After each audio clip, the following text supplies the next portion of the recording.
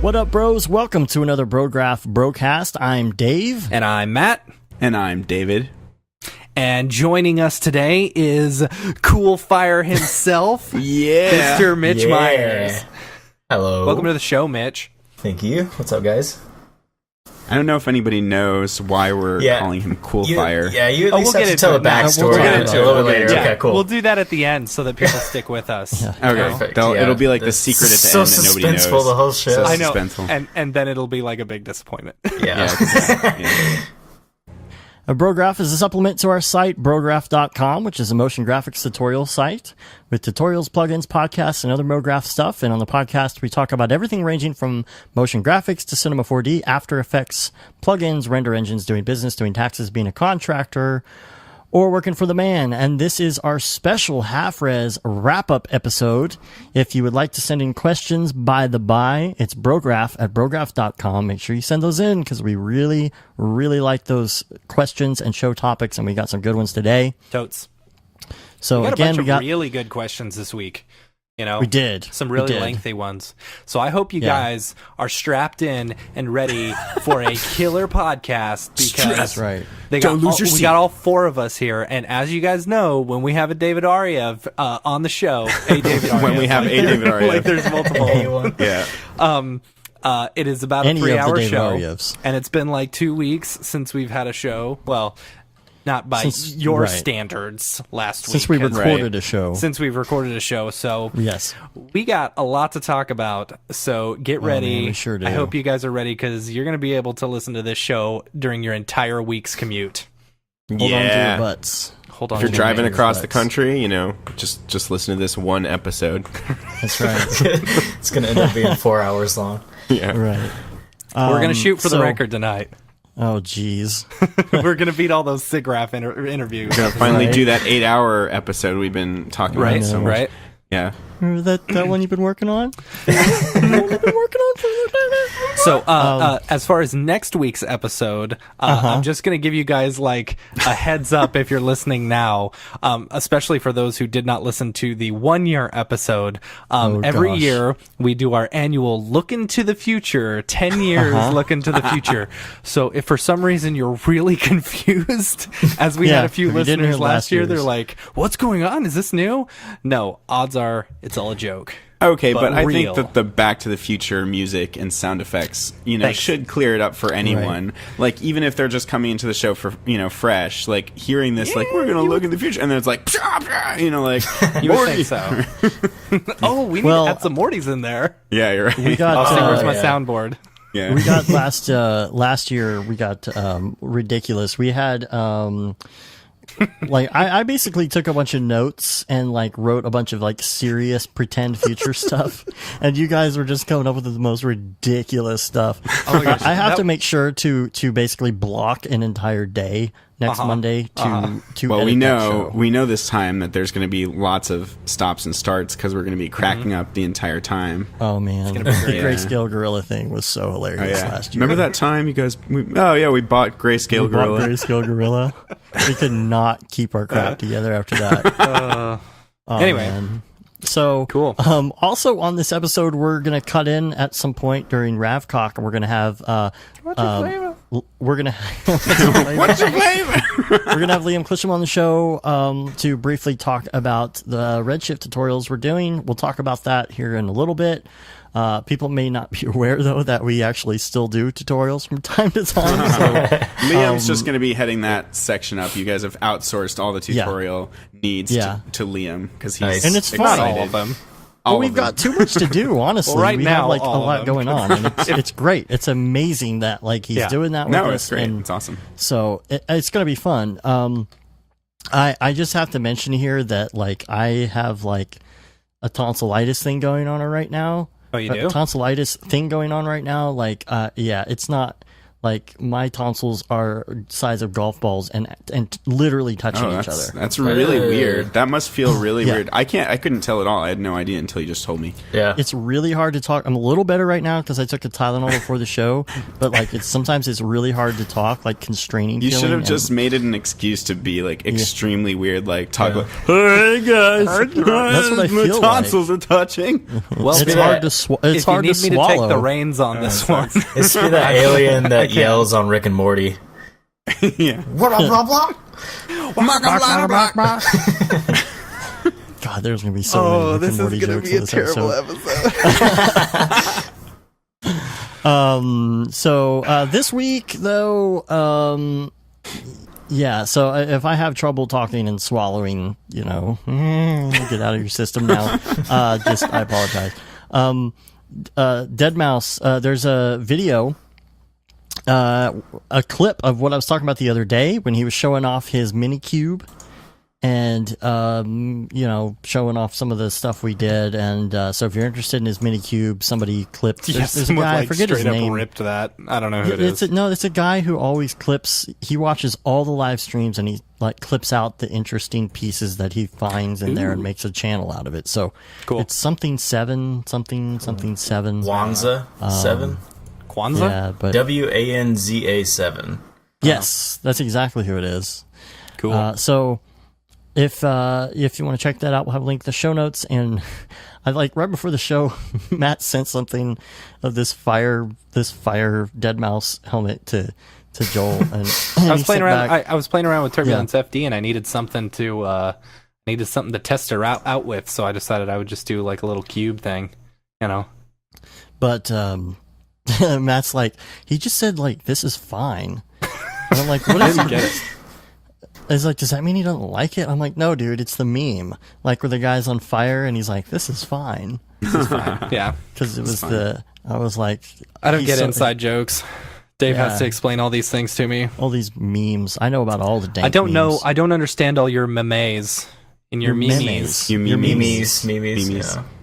So, all right. So other stuff that's been going on this week. Number one, Mitch. Yo. What have you been working on? What up, Mitch? As much as you can say, what have you been? I saw your vague book post. Yeah, that's like that? Okay. So basically, almost everything I've been working on recently it's like totally secret right now, which sucks because I can't say anything about it. It's killing me. We can't tell you. But when it comes out, everyone's gonna know, and it's gonna be super awesome. Can you talk to us about it off air? Yeah, I can.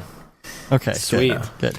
But other than that, just part of me is jealous that you're getting such cool clients that you can't talk about the work. Yeah. But then also like I like my stupid indie clients that give me jobs where I can just do whatever the F I want and I can just share it immediately. So I'm like, I don't know, do I want like the actual high end clients that or do I want like my crappy clients that just pay the bills so that I can do like personal? I want to do more also have that's a Joey thing, right? You could also have really crappy clients that you don't want to show anything. Oh yeah, that's the worst. That's kind of what we're at right now. One of these projects I've been waiting, like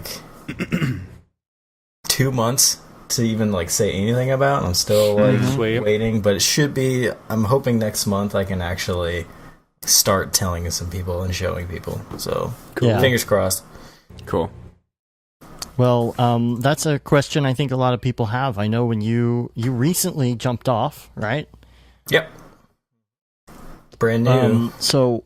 So that's cool. So tell us about that, and tell us about not only like how you made the jump, how you decided to make the jump, how scared you were or not scared, whatever. Yeah, give us a little bit about your background too. Yeah, I'm curious about that. Like, where did you start? Did you study this in school? Because you were on the show when we did Seagraph, but we really didn't get to go in depth with you because we had like 1,000 people on that show. Like in the room. Drunk rambling the whole time. But yeah, I mean, so I started out playing music for a living, actually. Like, I didn't even know about motion design or anything like that. And I moved to North Carolina right out of high school, lived in like a recording studio for like a year, and ended up getting in this band called the Stained Glass Romance. We ended up getting sign, moving around. We toured for like all the time, and I was really bored on tour, so I started doing like design work for like merchandise. What was the name of the band again? So what I just heard was Stained you started Glass out as DJ Romance. Coolfire. Right. Started as DJ Coolfire. Yeah, I got it. Exactly. So basically, are they on Spotify? Are you guys on Spotify? Yeah, Spotify. There's I think music video on YouTube. Ooh. Pop that in the show notes. I think that I think that has like 4 million views right now. Wow, really? Snap. Yeah. What's the name of it? Somebody got a link because I got the show notes. Let me stick a link in there. But anyway, like so, just out of sheer boredom, I just started like designing a stained glass romance. But yes, stained glass advanced. What? Romance. Here, I'm gonna post the link here. A stained glass romance. Yeah, I found you. I'd say like metalcore. Here we go. I just posted a link to a music video. Are you in this music video? Nice. Oh, geez. Totally. I want to listen on Mac Pro. Oh, listen on this video. There we go. So yeah, I got out of the music scene and started just messing around. Matt's freaking out right now. Love that double bass drum pedal. Totally. Oh, that's totally right up Matt's alley. That's not punk rock. No, not at all. No. All right, go ahead. Wait, Mitch, are you in this music video or no? I'm looking for it. I am the skinny kid in the white V-neck with really long hair. Oh, snap! You had long hair. Dead. I'm looking for. Did you have a mustache? No, I didn't. Oh, No. well, that's why we don't recognize you. Right. Exactly. Okay, So, yeah, I think I see you, but you're kind of in the background there. Yeah. Yeah. Well, okay, wait. What were You're you head playing? banging. You're head banging. Yeah. Freaking out somewhat. What were you playing? What was your instrument? Guitar. Okay, guitar. Nice. Okay. So, man, Dude, we're gonna I have guarantee to, you, like, you could start a band, you could start several bands with all the Mographers who used to play music. Right. It's crazy how much, like, I've heard that. Almost everybody who does what I do now. I played clarinet in high school band. There you go. See? Them photos, though. Oh, man, I'm looking at some pictures online. Oh, yeah? Man. Dude, I can barely even recognize you here. Dude, my hair used to be down to, like, my nips, bro. It was crazy. Nice. Wow. Yeah. I can't Anywho. even tell which one is you in these photos. It's the white... Look, it's because his hair's all emo and covering his face. Here's all you know. That's hilarious. That guy's got some big spacers. Look, there's like in his a ears. beauty shot of him right here. But it's like... It's just all hair. It's just all hair. I'm going to take a screenshot. Make that the... Oh, no. I was going to say make that the cover art, but no. The Coolfire. Coolfire needs to be there. All right, so you started a band called Coolfire, and then what's that? Okay, so how'd you get into Mograph? Yeah. Okay, so right when I got back home, I downloaded Cinema 4D as like a trial version to mess around with stuff, and ended up enjoying it because it was really easy to get into. And then of course I found like Grayscale Gorilla was the first one. And did a bunch of his tutorials, and just started like grinding out and doing my thing. But yeah, I started out in 3D as far as motion design is concerned, and then moved to After Effects after that. So you started out in Cinema 4D, then moved to After Effects. Yeah, I did. Huh, that's interesting. So Normally it's the other way around. School? No school or anything. I ended up going to college afterwards, just to get that piece of paper. But then, I didn't really learn anything in school, which is what I hear a lot. So at least I'm not like that. They teach you how to take tests and how to do the curriculum. They don't teach you how to work within, that's where internships and actual jobs come into play. Yeah. So yes, definitely. Like I did tons of internships when I was just starting out, just to like get like my first little like job. Because before that, like what are you gonna do? Like you don't have any clients, you can't work for anybody, and so how are you actually gonna work on something? So like getting those internships was like my tiny way into actually working on client work instead of me just messing around. which is awesome. And just did a bunch of internships. Ended up getting some contract stuff, and then got a call from the St. Louis Rams, and they asked me to join. They have like an in-house broadcast kind of team, but we're not really broadcast. It was like we did a lot of the like stadium graphics and opening videos, and we did some like documentary stuff with NFL Network and stuff like that. So that was really fun. I didn't think I was ever going to get into it because I'm not like a football dude, but it was like a really cool experience. And after they went to LA and I decided not to, I got with an agency here in St. Louis called Vidzu, and it was like an awesome group of people, but I just felt like I wasn't kind of getting what I wanted out of my career still, and I just kind of molded my mind into being okay with quitting my job and going freelance, and it was like one of the scariest things ever because I had no clue if I was gonna have like one client, like or a bunch or nothing. Like it was awful, and so I did this thing. I didn't use my Behance too much back then, it's like 3 months ago, but I changed my occupation on my Behance to freelance just to see if I would get any sort of traffic from or anything before I like decided to make the jump. And I got like tons of stuff, which I was not expecting at all. That's good. And so I was like, maybe this might be like a thing I could actually go for. And like it was never like a okay kind of feeling. Like making the jump was like, no matter what, it was like a crappy feeling. But just like buckling down and doing it was probably like the best decision I've like ever made in my career, because it's been nice, super stellar. But you've been getting some really high profile stuff though. Like I'm sure people want to know, like, how in the world are you pulling that off so quick? Man, I wish I had like an answer for that, because I don't. Word of mouth, like Behance. So some of I don't know, like me as like my personality and stuff, I love to talk and market myself and be that kind of guy. So I feel like that probably is a big help. Trademark. Right. I like schmoozing. So like doing that kind of stuff and meeting new people and kind of growing my own brand is something that's really fun to me. So I'm sure that is a big help. That's the musician in you. Yeah, I think like so. Being on stage, like being the center of attention. That's why we're all musicians going into Mograph. That's hey, why Seagraph was so fun.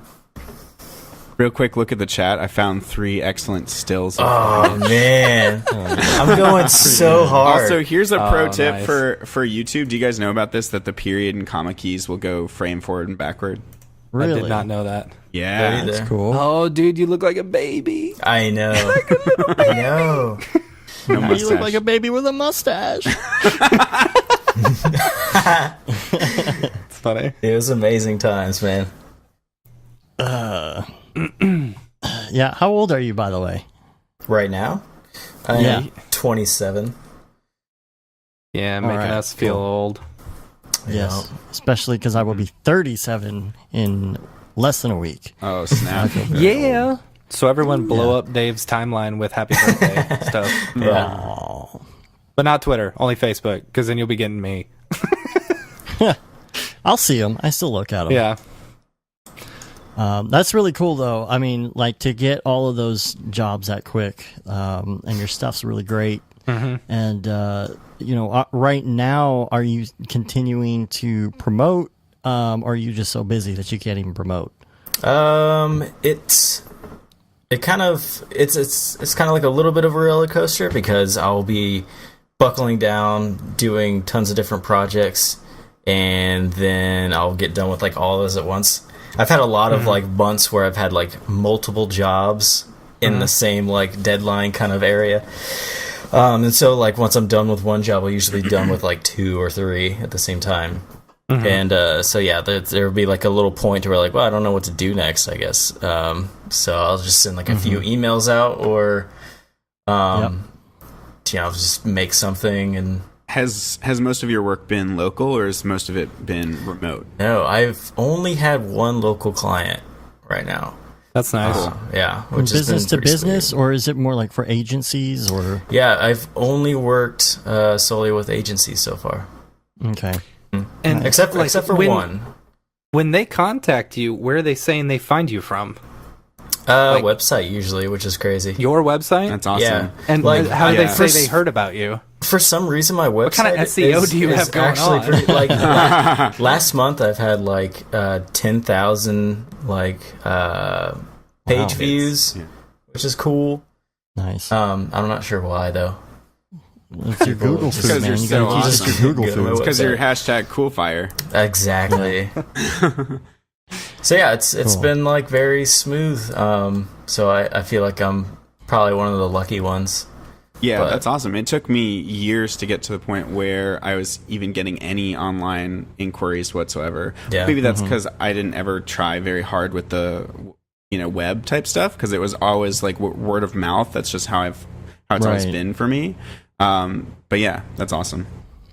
So how about you, David? What are you doing right now? What you working on? Anything you can talk about?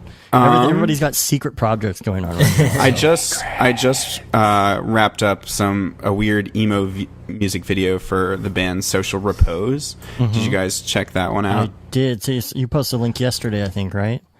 Yeah, totally. Yeah, I saw that. That was fun. Just lots of VFX. My buddy in Mexico, actually, he's another Octane user. His name's Francisco Leon. But he goes by a bunch of different things like Raw Puzzle and Dan Leon. Mitch, do you know this guy? Yeah, I think he added me on Facebook recently. Yeah. So he's in Mexico, and he did an awesome job. He actually used Fume Effects and Krakatoa to do the smoke sims, and then I did most of the compositing, and it was difficult because his internet, like in Mexico, is insanely slow. It's he can't do anything about it, so it would like take days for image sequences to upload so I could do the compositing. So that was the one frustration, but he totally rocked it with the smoke sims. And then my other buddy Tony Capolillo, who you guys met at SIGGRAPH, did the shot where the arm kind of like does this rippled explosion, like burst with like he used particular X particles, like just pulled out all the stops on that, and then like dissolved it off and used fractal noises to dissolve it off and tracked everything in. And it was a fun project. I did all the fluid sim type stuff of like the viral effect crawling up the arms and stuff, and I did all the compositing, and then just all this Mocha. Is the one that had like the real explosions in it, right? Yeah, it's all practical explosions. Some of them were amplified a little bit. Yeah. But yeah. That's cool. Yeah, I was like, well, what plugin did you use for that? You're like, oh, that was all real. Yeah, like, man, IRL. It's a lot of trouble. Yeah, I know. Well, that's more trouble. Well, that's crazy. The most dude, realistic work you've ever done. Right. Yeah, I mean, that dude spent a long time painting the forest. Like, all of that is, like, spray-painted leaves and trees. Wow, like, he just painted it white. That's and then crazy. he, is good at making bombs, apparently. All right. So, yeah, he's definitely dedicated to I've made a his- few dry his ice art. bombs in my day. Nice. You would.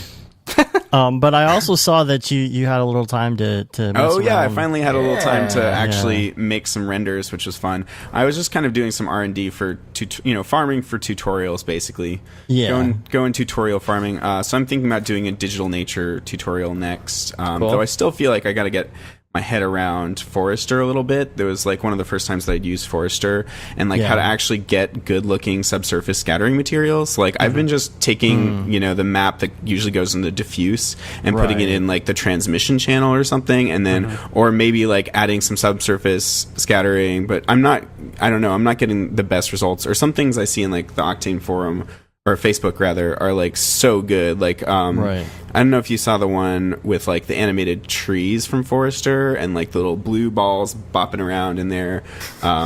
Of course, it's blue balls, I was. But no, I mean, it looked like photoreal, and like the light coming through the trees was really beautiful. Like the one people did that was the circle, like the tube of grass. Oh, yeah, I love that one. That's awesome. Yeah, that one's great. Yeah. Forester's really cool. I mean, it's awesome that it allows you to do like those animations and like digital growth and wind and all that stuff. I used to have to go to like SpeedTree for that. Though SpeedTree, I think, still has better wind and better growth animations, but the fact that it's in Cinema 4D makes it like way more attractive to me. Of course. Yeah. And then, using any patch of grass with scatter, you just get such good results, and it's so easy to do that nature stuff. Yeah, and I like too that you put this space man in there as well into the scenes. Like he's just chilling with his spacesuit on. Yeah, that was fun because he was already rigged, so I just posed him. I was like, oh, maybe he's sitting, he's having a relaxing day, in his weird picnic alien planet. Yeah. Well, I was coming up with stuff too. I'm like, so either you're you're Beeple's peopling me. Yeah, he died or now I know what it feels like. Yeah, I was coming up with all sorts of stuff for that. Totally. And yes, the Beeple's People song is complete. It is. Oh my god, it's so good. Yeah, I died. You guys are gonna. Yeah. Should I play it for you? Sure, just play it. I don't know if you're going to hear it through here, but what I'm going to do is I'm just going to play it, and then I'll edit the final into the scene. Okay. So you're going to edit that, but you won't edit for me. Oh yeah. That's right. Dave will do his own edits. All right. I can't. I got my headphones off. I can't hear you. So hold on. I gotta put my headphone to the mic, and here we go. People, where'd you get that people? People, what's up with that guy? Beautiful. The vibrato sells it. Terrible. There we go. I was so impressed. I was like, dude, I didn't know you could sing. I can't believe you guys didn't know that was me. I thought I was thinking that was. It just sounded too good. I was hoping it was like a fan audio, and that sweet. You weren't actually trying to promote this.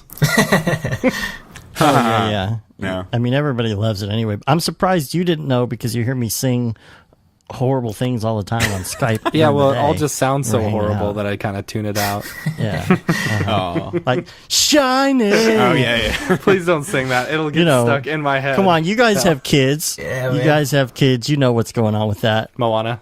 With the hipping and the hopping. Shiny. Come on. You know it. You got kids. You know what that is. I had one more thing about that render. I was watching the Learn Squared stream by Jan Urschel. Do you guys know that guy? He's on the Facebook Octane group a lot. He did the series of the lady with the umbrella that looked like so photographic and nice. He's on there a lot. But I made a point of watching him live because I like his work a lot. With the umbrella, like a really old, like years ago. I don't know if it was years ago. He just did a bunch of it was a lot of black and white stuff. Just looked very nice and photographic. And I mean, it shows that he's actually a photographer. But so Learn Squared's doing this like 3D kit bash festival that's based on these packs that they just released, which we've got a link for in the show notes. But it's like Neo Tokyo, and I don't remember what was the other one. The Art Deco one looks that one looks sick, so cool. Yeah, so what's this guy's name? Jan Jan Urschel, Urschel. Cool. I'm not 100% sure that I'm pronouncing that right, but so. He did like a really awesome thing on like lighting and composition, and he actually uses Modo. It's the first time I saw Modo used with Octane, but he was just kind of blocking out the scene, moving around these buildings and creating a cool composition, nice lighting. But he did one thing, just a small tip that like totally blew my mind, even though it's so simple. But he changed the bokeh aspect ratio to 2. Which creates anamorphic looking bokeh. That's sweet. Those vertical bokeh, and it like I've seen a lot of anamorphic footage, like we all have. Like that's like the high end look on like Star Wars, on any of the big feature films, like JJ's stuff. so I know that look, and like it's subtle, but we intrinsically like feel different about that kind of imagery. So just change it to 2, and then the aperture edge is another thing that I figured out. He didn't show this, but the aperture edge, if you crank that all the way up, it defines the bokeh a little bit better. I think it gives it more of like a rim on the outside. And then you can play with like the roundness as well. If you take down the roundness to 0, then the actual number of blades will take effect, so you can have like hexagonal bokeh. But I think that the anamorphic ones look best when they're just round, but vertical, so that they're stretched vertically, so they look, like that. Anyway, I did that in my renders, and I really like the way it looks. It's subtle, but yeah, it can be really awesome. Yeah, I saw your comment Especially with, on like, Facebook bright on highlights. his post. Oh, you did? Cool. About the aperture edge thing, and I've been using that, and I was like, oh man, this is exactly what I've been, dope. like, That's wanting. awesome, man. Yes. Yeah, that's awesome. So Coolfire. Are we putting that in the show notes? Because I've gone through like a million of these. I've gone all the way down this Octane Facebook page, and I can't find it. We should talk about why we're calling Mitch Coolfire now. Oh yeah, go ahead and send me such a a link to- interesting Oh, I story. should just. Post it, It's but- such an interesting story. I should just take a It is- screenshot of it is my the text conversation. It's a really stupid story. It's a really stupid story. So, stupid. Yeah. so Mitch was messaging me on Facebook asking, because he was doing half res very last minute, and he was like asking how to get in contact with Chris, and I'm like, he's like, what's his handle? And then I tell him, and then the next thing Mitch says is Coolfire. I sent him a message. If you see him while you're up there, tell him to hit me up. And then he's like, cool. I don't know why the fuck it autocorrected to Coolfire. And I'm like, will do, man. Coolfire. So that became a thing that we said. Yeah, that Yeah. became. I told all you guys this story when we were waiting for Mitch to drive on up before half res, and so we just started calling him Coolfire. And then at one point, it just kind of spiraled out of control, and we decided spur of the minute that we needed to make shirts because there was a T-shirt company like right around the corner from our Airbnb. And then Mitch and Chelsea just got into Illustrator and started designing. No, not Mitch. Coolfire. It No, was, it was I mean, Phil. not Mitch. Phil. Sorry. How could I? Yeah. Sorry, Phil. By the way, I love you, and I loved being that dude. And I love he's so Phil. awesome. Yeah. So Phil like hopped into Illustrator and started designing an epic mustache. It was and badass. and then they used the Impact font italics version. It's amazing. So classy. So and then they put classy. little flames on the mustache tips. Yep. So that should you guys should put that up on your site too for people that want You to should, buy. you should start That's selling those, that's man. gonna be the shirt. Yeah. yeah, the shirt. People need to be able to buy the shirt. Those are pretty This is important. sweet. I think we need booty Yeah, you shorts gotta get an with Amazon the merch mustache on the account back to sell for that. sure. Oh yes. No, you need the yoga pants. Yeah. With it. Oh yeah. Top sellers, Yeah. for sure. So yeah, if you Yeah. Mitch, If you want a know, Coolfire shirt, just hit us up. sweet. Yeah, I think We'll this make is it going to happen. improve your freelance game and just your branding Oh man, totally. immensely. We saw my So new you're logo welcome that for I that sent you rebrand. like before we started this. I will It's amazing. completely disagree with what David just said. I think this can only hurt you. It's a terrible idea. Because then you're going to be expected to keep the mustache for the rest Oh, of your man. life. Yeah. I'm not sure if that's something you want to do or not, but just keep that in mind. You're going to have a Salvador Dali No, thing. I don't going on. know. Did you hear? Did you guys read the article that when they dug him up recently to do a paternity test, his mustache was still perfect? Oh my god. I think Wow. that's Oh yeah, I hilarious. did read that. Yeah, that's insane. Good for him. Oh man, that's funny. All right, what we got? What else we got? All right. This is something I just happened to notice, and call me crazy. You're crazy. But You're I think this crazy. is new to R19. I seem to remember, because I don't really do Reflectance channel much in R19. And I remember that if you clicked on multiple Reflectance channels, you couldn't edit them at the same time. It would all I want to say gray that out. was an issue. Yeah. Yeah, and I happened to click on a couple things the other day, and you could edit all of them at once. So I was like, oh, I guess they changed that. But I'm glad I'm they gonna open did. up R18 and see if I can. Another just random thing that came down the pipe. Somebody was posting they got like a tattoo on the Octane Of the gizmo? Facebook group. Yeah, that Yeah, was yeah. cool. So I was like, man, somebody was talking about Octane Tattoo or something like that, and I forget, I don't know if I said it or somebody said something about an Octane Tattoo, and someone was like, would you actually do that? Octane is like so new, and I'm like, well, I mean, if they gave me ORC for the rest of my life, maybe I would consider an Octane Tattoo. Like, Octane is not that new. So, it's weird that people say that. I've been using it since 2013. Yeah. I mean, it's newer-ish, I guess. New-ish.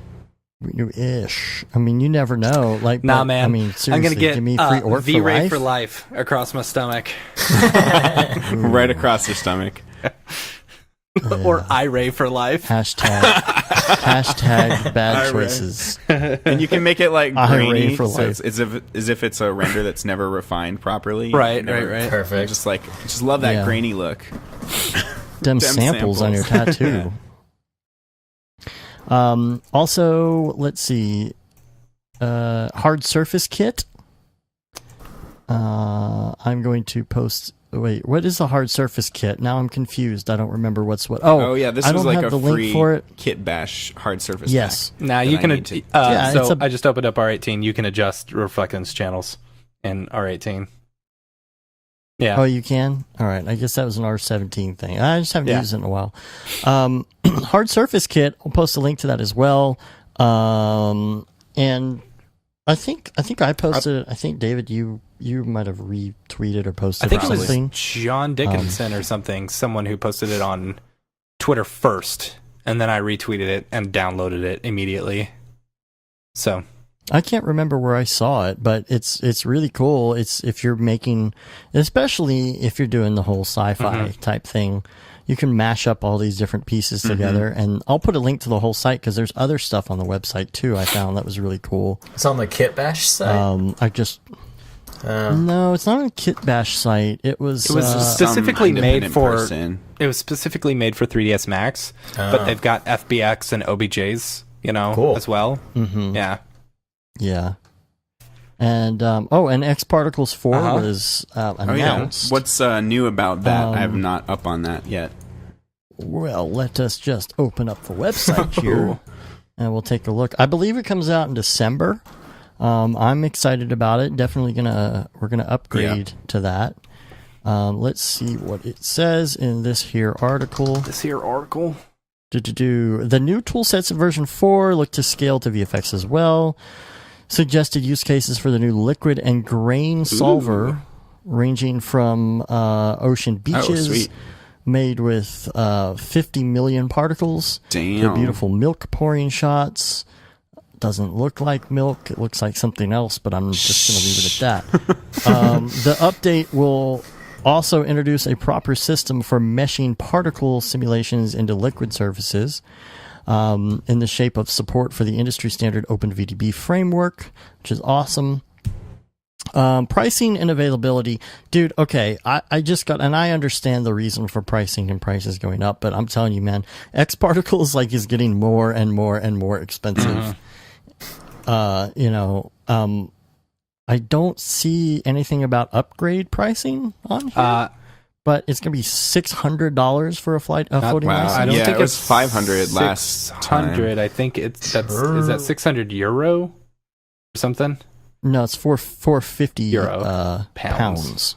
But $600, I mean, it was like 5, and back in the day it was like 300 for X Particles 2. Like, it's doubled in price, and I'm like, ouch. Yeah.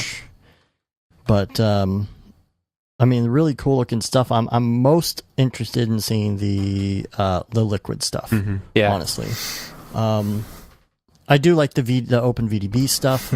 I really want to be able to do. I want to be able to easily do VDB stuff without having to hop into Houdini and that kind of junk. Which, by the way, while we're on that subject, let's talk about VDBs. Your VDB packs. I was curious if there was going to be a song there. I felt like there should have been a song there. Coolfire, you'll get caught up in the Coolfire. Coolfire. Beautiful. All right, so let's talk about your packs. I have What you pushing? Let's see. On my website, mitchmyers.tv, you can go there. And I somewhat recently, I think, I'm not sure how long it's been actually, I have a VDB pack out with clouds, smoke, some abstract stuff, and Nebula pack too, or you can just buy the whole suite. And the whole suite's, I think it's like 40 VDBs. Yeah. So yeah, it's like a cool way. They were all made in Houdini. It's just like a cool way to upload them into, if you're using Octane, you can use the VDB object and pop them into Cinema 4D. And easy way to have volumes in your scene. And it's only $32 for the whole thing animated? too, so cheap. No, they're not animated. But so Mitch, I have some interesting news on this front. So Liam, I was watching Liam's stream that he just did, Yes. which had lots of hijinks going on. It was funny. Like Blair Walker and John Dickinson hopped on, and Billy Chitkin and all these different people. We were just kind of watching him do his Redshift stuff. He like made Ariev text at one point and made it all pink.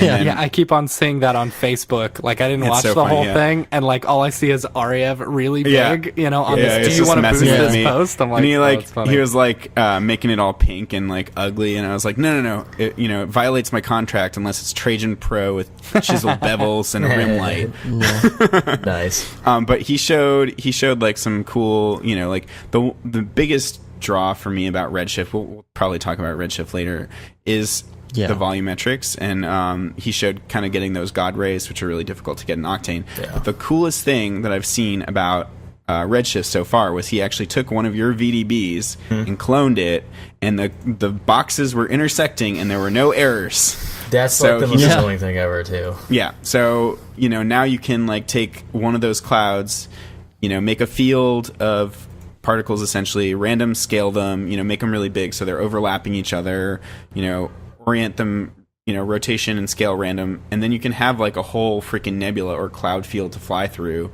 with those different VDBs. So like that is a reason that I would start to use Redshift. The only reason. Totally. The great thing about that is you can take those things and when you scale them and move them around and put them all together, I mean, like just one VDB can be used so many times, and when you have your whole pack, and the fact that with the Redshift he's showing, how many did he do? Was it like 10,000 instances of that VDB? And it was fine. And it rendered in seconds. Really, really fast. That's awesome. Yeah. So Redshift obviously handles volumetrics a lot better. Yeah. Than Octane. Yeah. When I was playing around with that Turbulence FD stuff, like I have found. So I've been playing with Turbulence FD both in Octane and in Redshift, and I found like to get good looking fire and stuff, maybe I'm doing, to get some Coolfire, like it's been kind of difficult to make it look good in Redshift, but Octane kind of does a really good job. It just takes so long to render in Octane versus Redshift, and Redshift still just faster looks than so physical. good. Still way faster than physical. My buddy Tony recently switched to Octane, and he's like having the same reactions that we all had years ago. He's like, this is like a game changer. Oh my god. And he like keeps like sending me specs about how fast things rendered. Like he's like, it would have taken my 3 Max like 2 days to render this Turbulence FD sequence. So he's like way happier with TFD in Octane than in physical. So for him it's like a huge jump. Yeah. I think someone hacked into my Netflix account because I can't get into it. I thought you were going to say because they've been watching something. Something straight weird. Anime. I don't think Netflix offers those services. So other stuff, we're still in the This Week section. And we're 46 minutes into it. Fantastic. Yes. The new Brograph trailer is out. We finally got a new one. It's after got the like beeple yell. 3 years. It's got everything. The beeple scream, beeple yell, and I'm happy with how it turned out. It gets me pumped. Man, oh yeah, it gets me. That was my favorite part. Yeah, we had to leave some of the classics in there. But it's got and I forget. I don't know why you were asking what is the. We don't care how you get here, folks. Just get here. Yeah, no. Who was asking? Phil was asking. I sent it to him, And he said, "Yeah, take that part out." I said, "No, you don't get it. This is an American thing.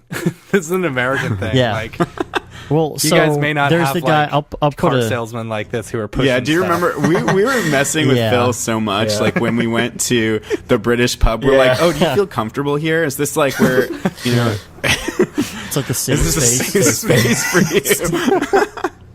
I gave him the menu and I said, "What is the most British thing on this?" Yeah, It was Scotch eggs.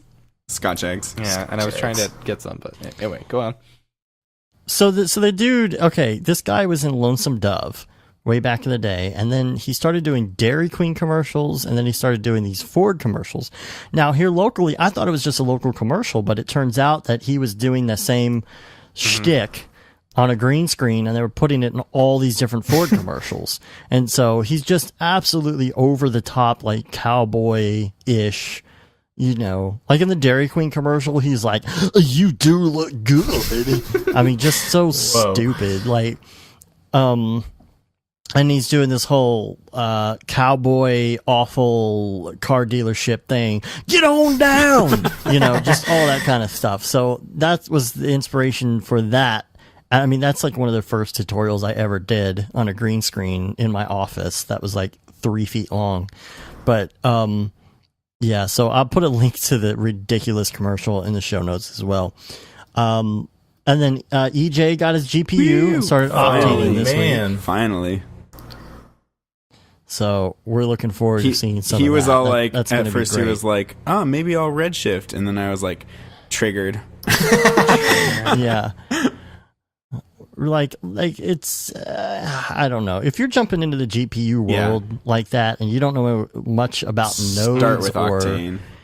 Plus, yeah, it's got such a low, like if you're already jumping into GPU, it's got such a low, you know, entry point. $20 a month, that's really not that bad. That's true. You know? Right. So it's like even if you try it for a month and don't like it and want something that's more, you know, like your standard whatever, you know, what's $20 going to kill you?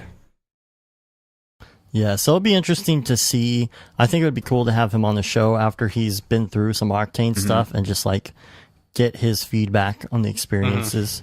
Because, you know, you combine EJ's style with the convenience of Octane or GPU rendering. Man, he's going to start doing some crazy stuff. The funny thing though is that often his style is just flat shaded, and that stuff renders fast. like faster than Octane. Yeah. You know, so he's like, I don't need Octane. But if he's doing full on 3D like vinyl toy type look that he keeps talking about, then that is definitely gonna. Yeah, his little and all the sports graphic stuff that he used to do. But he doesn't like doing that, and he just doesn't have a reason to do that anymore. You know, the little ice cream but- guy that he made looked really awesome. yeah. You mean an ice cream guy? But just having that knowledge from doing the sports stuff, you know, For obviously, sure. I mean, if he doesn't want to do that, but he's really gonna. I mean, he gets that type of look as well. He's not just a tune guy. That's so true. I think, you know, GPU, he's just gonna start just EJ, going you're not wild. just a tune guy. Yeah. And we're talking to Sage as well during Half Res, and because I was on Cinema 4D subreddit, I would encourage everybody to get on the Cinema 4D subreddit and start posting other stuff besides just daily renders, because it's just all dailies now, and anytime anyone posts anything else, there's like no activity on it. You know, someone will ask a question and like one person says something and it's not an answer, and it's like, wait a minute, like, and then there's like over 9,000 Over upvotes 9,000 for somebody's, you know, daily spheres on in a wasteland Instagram planet. ruined There was everything. a guy who know, posted but- something the other day and said, "What do you, any way to make this look better or something like that, and or any suggestions you guys have?" And so like it was just very this abstract thing, and I said, well, it depends on what you're going for, because, you know, if you're going for abstract black and white, looks great. If you're going for interior design, it looks terrible. You know? I don't know. Or, you know, if you're going for the obligatory Instagram likes. Hotness right now. Yeah. Yeah. I mean, does it need to be? You know what was interesting? So, you remember the guy who did the robotic mouse head that I kind of retextured and Yes. stuff. Oh, I sent him that clip, and he used that clip in his demo reel, and he would post it on the Cinema 40 subreddit. And like, there's a clip of mine right before his, and he just so happened to like leave that in there, and for the first time I was like, whoa, seeing like your own work in someone else's reel kind of like threw me back a little bit. Yeah. Did you say something I did, about but that? I didn't. I mean, I don't. Wait, really, wait, I are you understood. saying? I understood what he was going for because. Are you like, saying that he was showing the live show and put Yes. that in his reel? Okay. Yeah, he was showing the okay, live show, and it was my clip right before his clip. Okay, but like, that's not it kind of as freaked me out big at of a deal, but first. yeah. Once I saw it, I was like, Still. but no, Yeah. I gave him crap for it on the Cinema 40 subreddit. I told him he didn't have to worry about it. I mean, that is lame. You should cut it right up until you should cut anybody else's you work can out cut of it. it. Yeah, exactly. It's not Yeah. hard to make a cut on Yeah. your own Yeah. section of that. Yeah, it was no biggie though. Yeah. What else is going on? Oh, Patrick Goski got hit by a car. Oh no! Seriously? Yeah, no, he's fine. His bike is not. See But I that? saw that on Facebook this That's week. terrible. We love. So I'm glad you're okay, so bro. prayers going out to Patrick Goski. That'll make you feel better. Love and light. No love and light. Love and light. Is that what Light, is that the new Yes. thing? Did you see that meme? It was Gotham City threw out the bat signal, and Batman said, he said, Alfred, throw out the sympathy symbol. So it's like a big spotlight in the thing that says hopes and prayers going out to you guys or something like that. It was ridiculous. It's the equivalent of changing your Facebook Right. icon. Anyway. And here's another interesting thing. We've talked about Wave apps a lot. For They've got payments the and bank things transfers like now, right? that. Yeah, they've got that. That's new. Yeah, they do have that Yeah. now. But they also have the signing service that we use, CudaSign. I just noticed this week. There's an option in there now to have something called pay after signing. So you first send the contract, because a lot of times, like we do this, we'll say, okay, sign this contract and then either pay in full or pay 50% down. And so I have to send them two separate links. Now CudaSign has this thing called pay after signing, where as soon as they're done signing, it redirects them to a pay service of your choice to say, okay, now pay the bill. That's super So cool. I just thought Very that was interesting. Look into this. Yeah, Wave apps is awesome. Yeah. All right.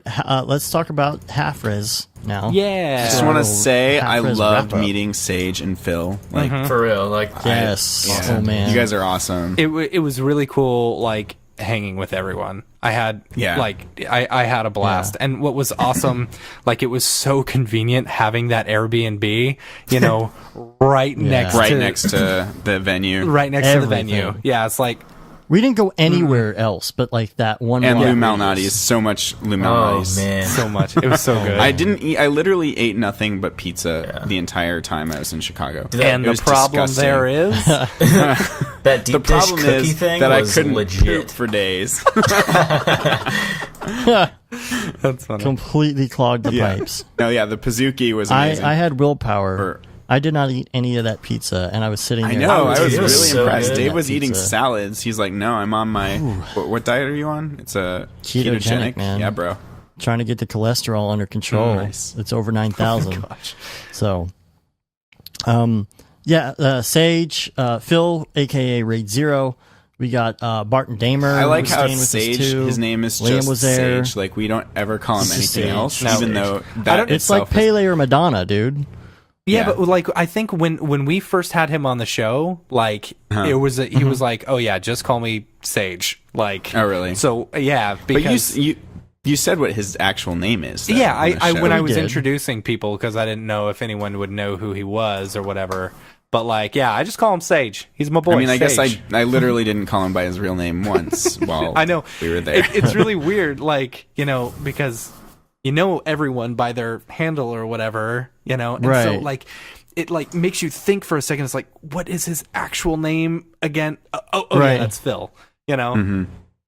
Or Yeah, you meet somebody. It's like, oh, I'm John Smith. You're like, oh, and it's like, handsome guy 42169. Oh yeah, dude. Your stuff is sick. Right. Yeah. Anyway. So the Airbnb, we met up with a huge group of people the first night. We had fun. We met up with a bunch of guys and drank and whatnot. But the next night, that was great because that was half-res night, and we were just, man, we were going all day. Like got up, I think. Got the Coolfire t-shirts made. Yep. Yeah. The 1 hour t-shirt. That took which way took The longer 1 than hour an hour. t-shirt place that took 3 hours. Yeah. Then we had then we went early to the School of Motion meetup, which was at that same That pub pub was sweet, man. that we were at. I want like my That was office fun. to look like the And- inside of that place. It was so badass. Oh looking. yeah, totally. So we did that. A lot of people showed up to that. That was great. We were, kind of overwhelming the staff there. Yeah. I think. And even the waiter dude, he was like, "Did you order this?" He's like, "You guys all look the same." We've all got the just look. a bunch of neck beards. Yeah, just a bunch of neck beards. all neck All white beards. people look the same. Dead Mitch, stare. I think you stand out as much more fashionable than any of us, really. Thanks, Yeah. guys. That the mustache. It and helps to hair. have I'm a guessing wife that's a hairstylist. Yeah. That's true. Yeah, I'm a guinea pig a lot of the time. Your wife. Your wife. Jeez. So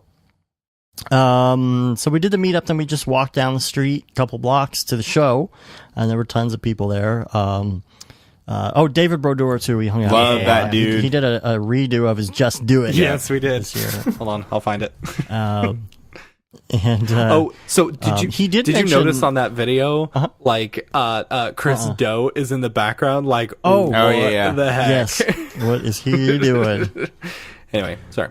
Yeah. So- he actually mentioned to us though that I was like, "This is pretty cool." That when he's talking to his students, he's had them do the rando render Oh, stuff. that's cool. I didn't know that. Yeah.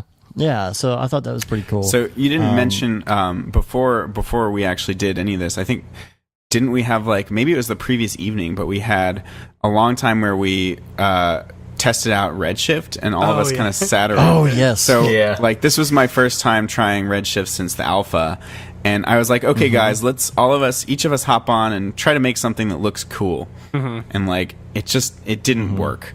I think part of it has to do with not knowing how Redshift works and just being so in the Octane mindset right now. But I do think that it also has a much higher barrier to entry in terms of the ease of use. Octane, you can just pick it up immediately and start making stuff look good. But Redshift takes a lot more steps. And that's a huge, not talked about by, certain people that love Redshift, that it takes a lot of work to get to the same result. You have to be a much more of a technician and much more, in the kind of tweaking knobs mindset to really get your head around it. So again, for people that are just getting into the GPU game, I think Octane is a better entry point. And then if you need to expand, if if there are certain things you need to do like volumetrics, or whether maybe you really have a job where you need to tweak the crap out of something, like for instance, say you had a car commercial and they wanted you to control every little glint or every little, the lighting on the car to an extreme degree, that in that case you would want Redshift, because it's more that biased Arnold type mindset, I think. Yeah, of course. Or you know what you could we do? also had you know what you can do? what? There you go. What you need to do, take a look at your dreams and just do it. I love that. Amazing. I love that guy. Yeah. So did you what day? I guess that was the day of that we had that huge group of people at Illuminati's, and it's Illuminati's. It is Lou Malnati's. Yeah, it sounds like Lou Malnati's, not Illuminati's. But man, there were so many people there. We took that picture. I was trying to pull it up because just everybody and their mom was at that. Yeah, thing. it was a cool group of people to get together and just nerd out hardcore. I've got it right here. Let's see. We had Mark. How do you pronounce it? Cernosi? Yeah, that guy's awesome. Right. Nick Walagorsky was there. Let's see. We had Sage, Mitch. How come you're not? I don't have you tagged in here, do I? Why don't I have you tagged in here? Yeah, that's weird. Matt, there was another guy. Oh God, there's two guys here in the back that I briefly met, and I don't remember. Yeah, I don't remember their names either. I'm terrible with names. And then, who else did we have here? We had Barton Damer. Yeah. Who else did we have? You guys. I'm sending you the picture. Maybe you can tell me who these guys were in the back, because I know they were. They weren't from School of Motion. I don't think. I think they were friends of Liam's. Yeah, and Liam was there, and then we got Phil, Grade Zero, JC Tecklenburg. JC Tecklenburg was there. But who were those two guys in the back? Like one of them, I thought maybe you knew him. One of them's the big did you post Maya the guy picture?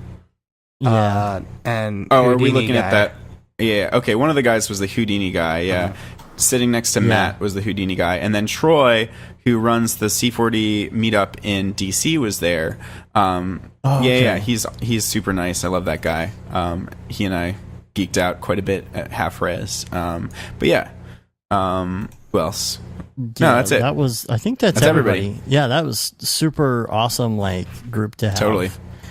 So that was a lot of fun. Hopefully everybody comes next year. And we'll So real quick, Mitch, getting back to us sitting around the table, banging our heads against the Redshift wall. Yeah. Oh yeah. How did you feel about it? Hated what was your it. take?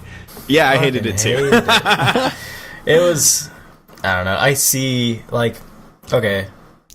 eventually good things could have been made from it, but just sitting around and I don't know, just because I'm so used to the way I have everything set up in my Octane and all that kind of stuff, it was just very weird for me to mess around in Redshift because I had no idea where certain things were, and some things that Octane did and Redshift did similar, they were just named different, so it was just I mean, with frustrating. Octane, you drop in a sun and it calculates kind of, depending on the angle, it's gives you different looking atmosphere, right. With orange and blue light, and it's very user friendly. But then Redshift, you drop in a sun and it gives you what looks like an infinite light, and just a single. It's we're back to physical, we're back to these old days, So that can be frustrating. Certain things that are you're really used to, with Octane.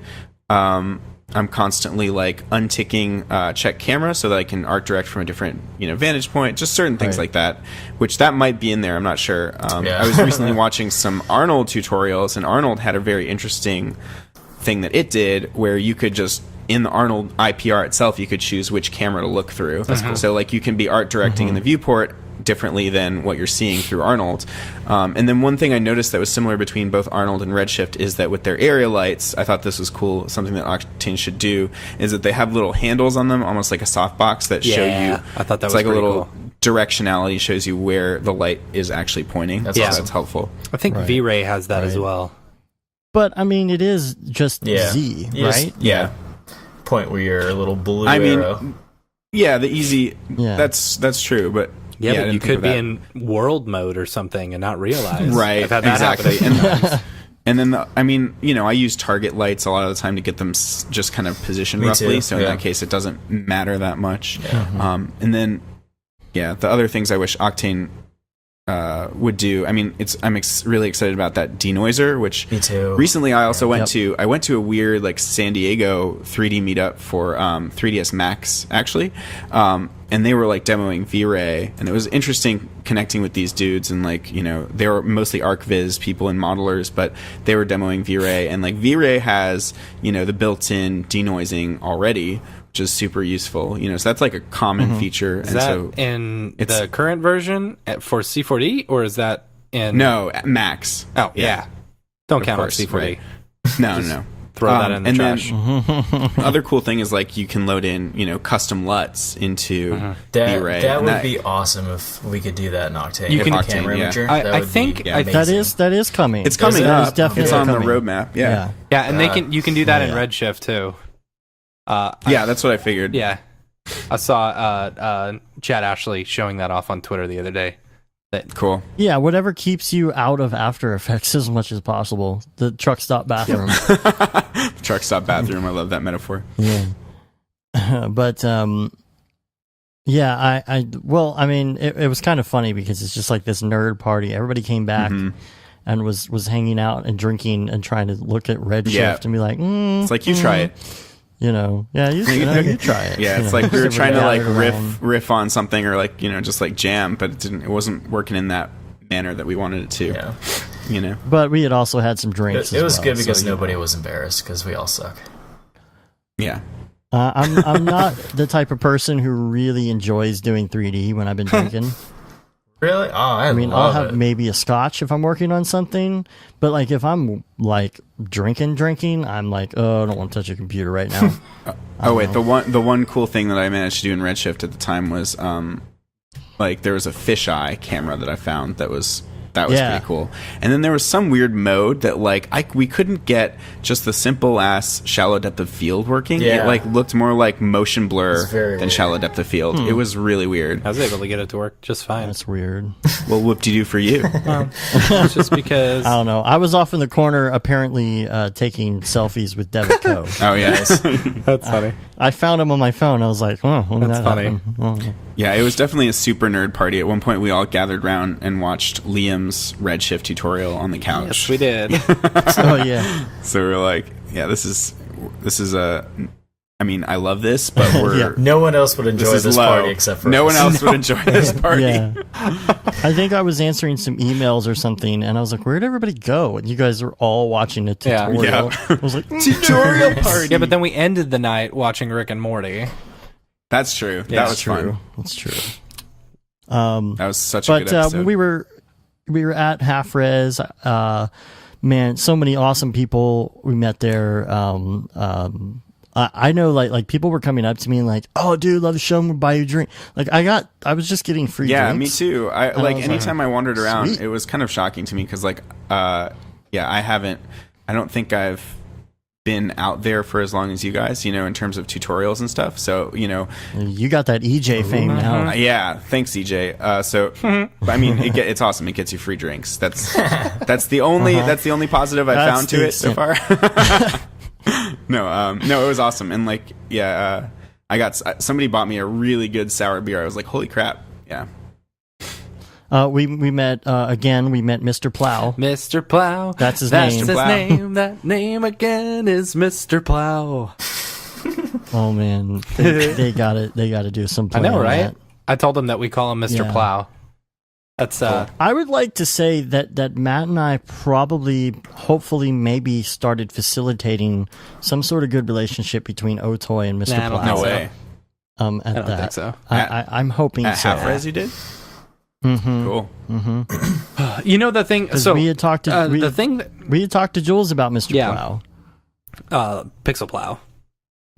In case any of you guys Pixel don't know Plow. who we're talking about. Yeah, you're trying to figure For out. just speaking in inside jokes at this point. Yeah. Ty Christensen, correct? We Yeah. interviewed him at SIGGRAPH. Super nice guy. We talked a lot about like his thoughts on render tokens and stuff like that. His biggest concern that he was saying was that how are some of these Hollywood studios going to use the render tokens specifically because they're worried about encryption and stuff like that, Yes. And so Yes. one thing yeah. one thing that was interesting to me, I was talking to Phil the other day on either Twitter or Slack or whatever, and he was saying that he thinks his company is going to be doing the render tokens. They're, what is it, MCAA approved or something like that? MPAA. Yeah, so like you can actually, I don't know, it's like because you're approved, you've got a lot more security clearance or something for doing certain things. So I'm wondering if there's going to be some sort of like level where it's like, okay, studios are only going to use these people versus I don't know. That was just a thought. The thing that he brought up, this is something like we need to bring up with Jules next time he's on the show, because this is like a true concern. Is anytime that you have any device that's going to have the decryption key, you can possibly get hacked. And this is exactly what happened with Blu-ray, because there's a public key, and the public key would change if things changed. However, of course, somebody got into the software and was able to decrypt the private key. And so what he was saying was that, that's all well and good. It can be like the most encrypted, strongest encryption in the world coming down the pipeline.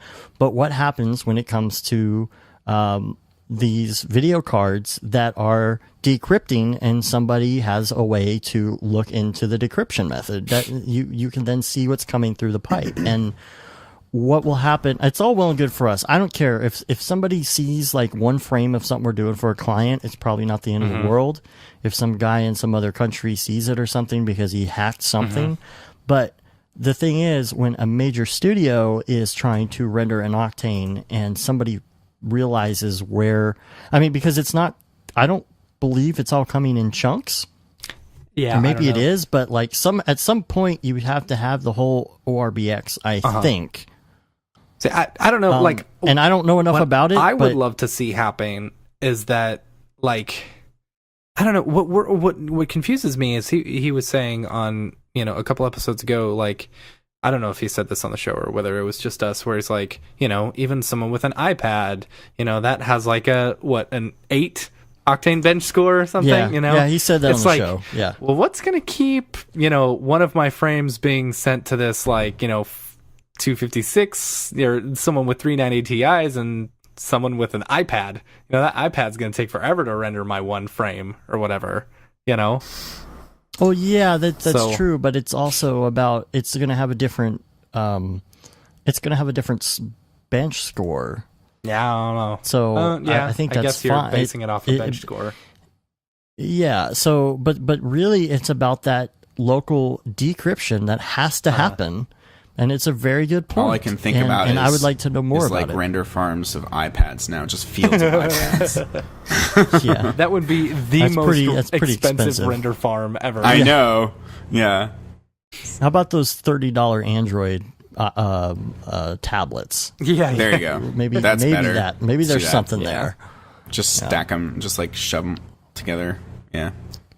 But the show itself, half res, Nick's intro, I thought was really Nick's great. intro was great, and we saw that Chris Doe. That Chris okay, Doe. Now, before you get there, I gotta give a huge shout out to Chris Schmidt and to Ivan the intern. They did a freaking fantastic job of that game. Even though, like, there were times when it totally went to hell and, like, bombed. Like, all right, well, let's explain what it is for people who aren't there. So they had this, like, so I wasn't sure about Ivan last year, but I totally grew to love Ivan this year. He is a very, very cool guy. He's amazing. He's got like these, he's so smart, just like big dreams, and he's super smart and stuff. And so like they had this really awesome idea to incorporate like some live like, so you're basically gaming. playing a game on your phone, every single person, and it's basically incorporating Mario it Party. into Cinema 4D. Yeah, it's basically if a you big have Mario Party skills, like that tap, that fast tap reflex, you'd be great at it. Yeah. Well, so the whole thing is that and JC, I think it was JC Techenberg. He was actually like the fast. Oh my gosh, like, it was ridiculous. Yeah. I don't know how he was doing. He was getting like thousands of taps. It's like a new iPhone, but though, the thing is, like, he had everybody log into a Wi-Fi network, which that in itself, you got like 400 people trying to log into Wi-Fi.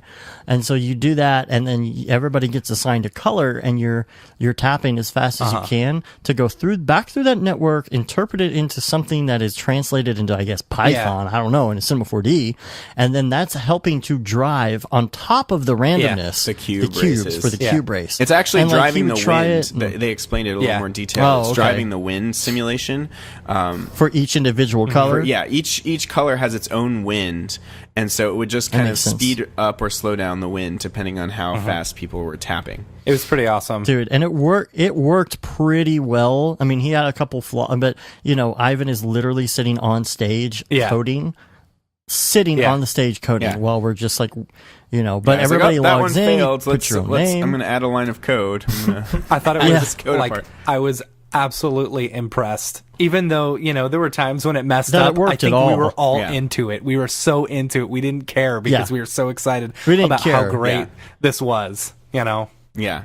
And that it's even working at all was just the most incredible thing. And everybody enters their name. Oh yeah, and it's fun seeing our names. Like I was Octane Jesus, so it's fun like seeing that pop up there. And, someone was Pickle Rick, and the whole audience goes, "I'm Pickle Rick." That was fun. Anyway, So Nick, who else spoke? Devin Coe spoke. Okay, I want to get y'all's true opinions on that Chris Dodo, because the one controversial thing was about your rate. Remember? Yeah. So I want to know what you think about that. So what exactly did he say about the rate? No, it's okay. So he was talking about. I think he was talking about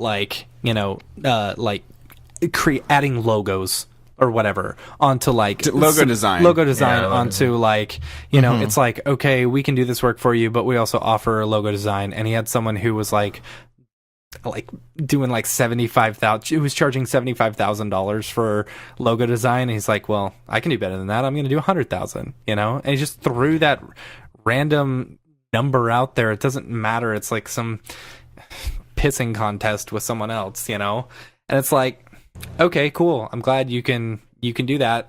Whatever. Anyway, I think that there are negative ways to look at it, but I think that on the whole, each artist can take away some inspirational stuff from his talk. I'll agree to with be. That. Oh yeah, there was great stuff for sure. For me, it kind of validated some decisions that I had just made to fire a client, and that's not a thing that I'm comfortable with doing or do very often. I fired this client because they wanted. So the first episode of this comedy show, I only charged $1,500, and it was not nearly enough because it was 40 hours of work. Oof. And then for the next 2 episodes combined, they wanted to pay another $1,500, and so. They were like, "This is all we have. This is all that the budget has. This is all we have." So, and can't That's a shame. right? And can't you do it? Can't you do the $1,500 because now you've done all the design work, so it's going to be faster for the next 2 episodes, right? And so, they're using that logic on me, which sucks, So, so I was like, okay, whatever. And this has been a bottom of the barrel project the whole time. It took me 6 months just to get the first episode done because I'd been putting it off so much, and because they didn't care. They were like, oh, it's cool, dude, because they knew they were getting a good deal. They knew that they got someone who's really talented doing this at a rate that nobody else would do at all, practically, for a lot of work. And yeah, so at some point I was just, I don't know, I can't remember what the hell I was saying. Yeah. It's yeah. I mean, you said you fired the client. So that's right. So it kept getting pushed, and then at some point I just told them, I've recently moved to California. This is now a much bigger investment for me and my family. And I don't want to do it. And then they were like, well, you agreed to do it, and I was like, okay, well, maybe you got me there. I have to. Yeah, exactly. Right. So it's so then I was like, okay, well, if we split it up where this month I do the one episode, next month I do the next, it might be okay. So I'm pushing the timeline further and further, and they were okay with that. They were like, fine, this sucks, but fine, and but they wouldn't budge on the budget at all. I was like, this is going to take 40 hours per episode, even though I've done the design work. It should be at least $1,500 per these next 2 episodes. It should be $3,000 total. And they're like, well, this is 3 times, the budget of what you said. And, so they wouldn't move on that at all because they didn't have any freaking money because this is a dumb project, and I'm seriously, it just is it's not anyway, whatever. So, at this point, I was like, okay, I'll do, one this month and next month. And then the more I sat on it and thought about it and felt crappy about it, the more I was like, I just need to kill this job. And Chelsea helped push me to just kill it because it's I was thinking about it as oh, it'll just be an extra $1,500 for when I hit a downturn, when there's but there is no downturn. There's no season where I'm not getting work right now, first off. And second off, if I do have a break, I want to be doing personal work, and I want to be watching tutorials, and I want to be creating tutorials and all this other stuff that's more important and more fulfilling. And this project isn't even fun. It's like boring 2D work, and I've already designed the whole damn thing. So it's like, okay, I can package this up for, I asked my friends and nobody else wanted to do it because it's too cheap, and it's like already packaged up to be something that a junior animator could take on. And I told them that, and they're like, well, you have to find, they couldn't find someone. They're like, you have to find someone. Like, no, I can't find someone. Yeah.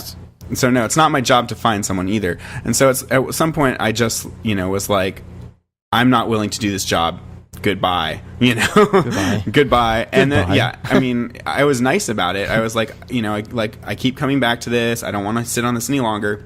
And then they pull you sat on this for 6 months, 8 months. We were so patient. And it's like, if you were so patient, like, you could have found someone in that time. I've been sending you messages this whole time that I don't want to do this job. So they played the blame game. They guilted me. And then they were like, this is extremely unprofessional. And then their producer got on and said, this is unprofessional and irresponsible, and so, like, I don't know. So I let that. It's irresponsible to want to pay that price. Yeah, exactly.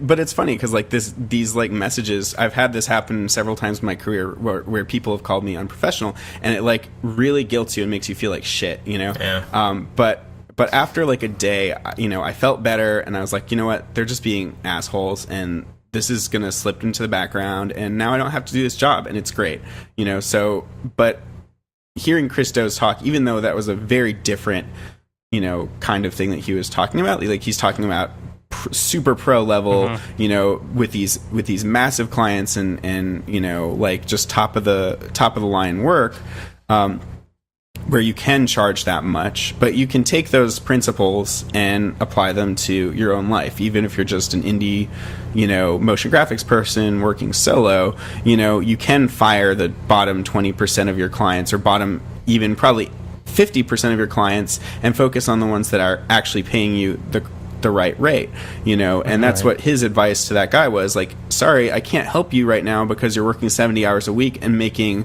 like $8 an hour, but you're this brilliant freelancer and you need to fire all of your clients. And then when the dude fired all of his clients, 3 of them stuck, and those 3, or like 3 of them agreed to the higher rate, and that then just for those 3 clients became like double what he was, or even more than what he was making before all of his clients combined. So that kind of thinking, it's business thinking. The whole point of his talk was that you need to prioritize, you need to treat business as importantly as you treat the motion design side of things. Right? And it is, but there's people there who are like low level, entry level, medium, right, and level, but they can keep these ideas in mind. $100,000. No, of course not. But they can keep these ideas in mind, and they can operate on a smarter level, and they can think outside the box a little bit, and not have to work their way up the chain, and not do all these BS rules. Like, we follow the rules that other people put in place for us, but we don't necessarily need to do that. And the people that don't follow rules are oftentimes the people that do the best. Yeah, I mean, I think really it was just a way of like saying saying you have to be confident. It's all this whole thing, everything you do in business and this whole industry, it's all about portraying confidence. Yeah, and so, I identify with that. He can ask, fake it till you make it. Yeah, basically. I mean, I liked his little thing. He was like, it's more healthy to be arrogant than be self-deprecating. He was like, I'm a little arrogant, and like that's okay, and people, it's often like, people often are like, oh, he's so humble, it's so great that he's humble. And yeah, it's really good to be humble, but that can screw you over. And, it's often looked so down upon to be a little arrogant, but a little bit of that is okay. Like, there are obviously douchebags out there too that we make fun of and that suck because they're super arrogant, but a little arrogance is okay. That's the same as confidence. And I identify with some of what he said. Like, I feel like I've personally, like, on certain projects, like, bitten off way more than I can chew. Like with this Dave Matthews Band music video that I did one time, I went into it like I had no clue if we could pull it off. We just like went into it blind. Like, yeah, we're gonna put a bunch of tracking markers up here, and then I'm gonna 3D track it and do all this stuff that I've never done before. Let's do it, But like, to the client, you don't say that. You're confident and you say, yeah, we can do this. And like, if you're smart and you're passionate, then you can figure it out, and that's the whole thing. Is like, his whole speech was about the process. Like, he had confidence in his process, not in specifics. Like, no, he'd never done this exact job before, but he had confidence that his process and the ability to hire the right people and connect with the people that do know how to do it, or just that he could go in blind and eventually, get it done through his own process of figuring things out. That's what he really has confidence in. Mm-hmm. And that really, that was really one of the big things that I agreed with is having that confidence, because of course I'm the first to say, like Kendrick Lamar, be humble. Mm-hmm.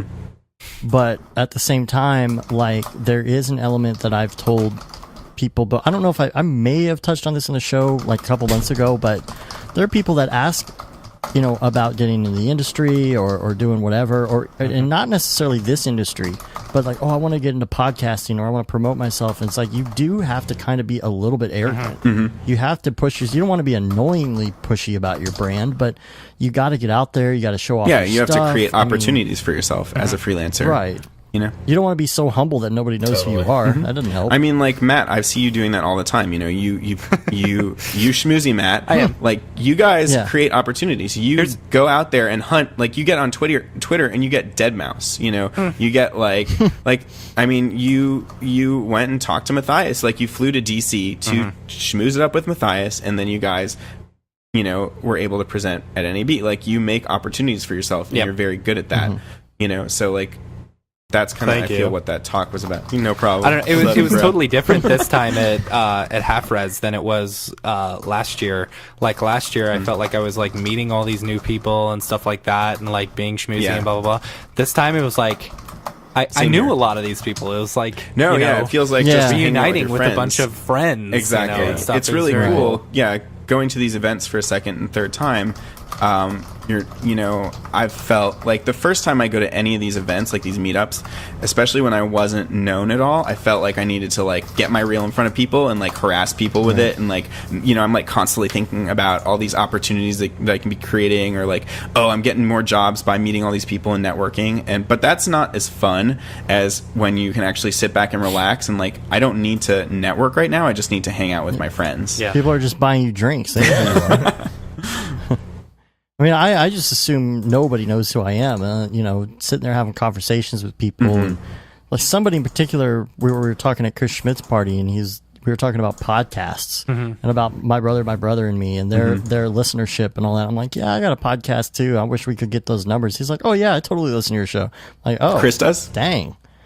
No, it was somebody else. It was a guy named Mike that I met there that I had never met before. That's awesome. I was like, oh well, shoot. I just kind of. And I'm not like, hey, how you doing? Yeah. Check out my podcast. Yeah, exactly. I'm not doing that kind of thing. I'm not even necessarily right. Right. I'm not even necessarily talking about being well known. I'm just talking about anybody that goes to an event a couple times. Like the second time, I feel like you get to relax more because you've already met these people. And you know the people, and you can just go up and hang out with them because they know who you are. I got to meet a lot of the School of Motion peeps, and they were all really, really cool. Super cool people. That's awesome. So I guess let's talk about the after party. Yeah, that would Chris makes me die laughing. I love Chris Schmidt. Oh my god! Every time he gets drunk, he's just like a ball of energy. He was like, I can't even repeat some of the things. He like his Lego collection, showing us again. He was like, "This is science. Do you see these people? All these guys, they're all custom. None of them they're all unique. This is science." My favorite was like when we were all standing outside, and I was like, "Man, look at all these like great mographers and like VFX people. Think of what we could do with just the people in here." And he goes, screw all these people. I'm Pickle Rick. Yeah, Chris is freaking hilarious. He's like, "Do you see this? This is fucking Shelob. This is Shelob, and she descends from the ceiling." This is like totally on crack. Loved it. I love it. And then they started the GSG stream. Loose. Do you remember when they started this? Oh my gosh! David Berdure jumped in and saved it. Is it still up there? He recovered that. I don't know. What's that? Is it up there still? No, I think it was taken down. That was the most ridiculous. So funny. Oh my goodness. The 2 a.m. GSG stream during the party, I was like, oh my gosh. Could have been creative. Could have been like, when all these drunk artists get together, it could have been a moment of collective creativity and amazingness, but it wasn't. I mean, David tried to David Berdure tried a little bit. Yeah. Yeah, no, it's not there. That's a shame. No, that's a bummer. No, it's Oh man, because we were like, I'm just gonna go over here. Yeah. I'm just gonna pretend that's not happening right now. I was like, I cannot believe that he just went live. Oh man, but yes, the after party was great. Anything else? Anything else? Half res wrap up. I think I wanted to say, so Shmoopy and I were gonna leave like super early in the morning, and then Sage was like, wake me up when you leave, and we're like, come on, dude, that's like 4 hours from now, you need your sleep. And so in the morning we woke up, and then we woke up Matt so that he could go sleep in an actual bed because he was on the couch. And I laid in that bed, and all I smelled was Shmoopy's vanilla, like whatever she was perfume. wearing. Oh, her perfume smells so good. And vanilla like cotton gives candy. me such a migraine. Really? Yeah. Oh, that's too bad. It's all right. Anyway, so we went out to get our Uber, and like over my shoulder, I turn around and see Sage standing there, like squinting. I think he was in his PJs. Like he was like, "I need a hug." That's funny. I didn't know he did that. Yeah. He like totally shuffled out somehow, magically like figured out that we were leaving. He's such a nice dude. I love that guy. Sage, I love you, bro. Love you, bro. Same thing to Phil. Like he was such a freaking trooper. Like he was what 6 or 7 hours like off 6 hours of sleeping, and just like powered through everything. And when we were going to Chris's house, it was like 8 a.m. his time when we first showed up there. Yeah. Yeah. The first night when he was leaving, he called his wife because she had just woken up. Jeez. Oh man. Pretty good.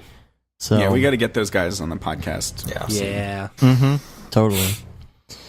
All right, so let's go into some Ravcock. What's your flavor? What's your flavor? I was trying to sing along with you, but No, it's weird. It always like it's like a speech jammer thing where it's like I know, right? relay it back and forth. Yeah.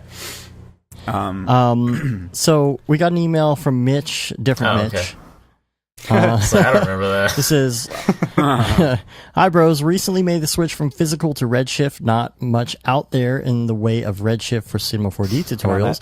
Perhaps Brograph would have an interest in filling this niche, he said with fingers crossed. Thanks for your contributions to the Cinema 4D community. Digging the podcast. Cheers, Mitch. Thanks, Mitch. Guess what? You guys are on it. Yep. Liam. Yeah. So, to talk about this, we got Liam on the show, and we're going to go to that now. So we're really excited to have Liam Clisham here today. He is the newest bro on Brograph.com, doing some Redshift tutorials.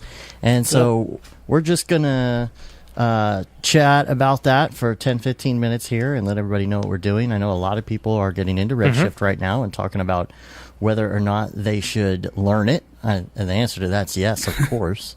No matter if you're going to use it or not, I think it's a good thing to learn. I think if you find that there's something that you have to do that can only be done in a certain engine, then you'll know how it works. And honestly, if you listen to a lot of the people we've talked to in the past, they'll probably tell you the same thing, which is that the more of these engines and types of programs that you learn, the easier it is to get into other ones that are similar. Totally. So, for instance, if you know nodes, it's not going to be hard to jump into Redshift. If you don't know nodes, it is going to be a little bit harder. But so for people like this week, we were talking to EJ, and he bought his GPU, eGPU deal, and he's doing Octane. He's like, "Oh, should I get Octane or Redshift?" I'm like, "Well, you don't know nodes really, and the learning curve is a little bit higher. I think if you're going to go to Redshift, Octane is like a gateway drug."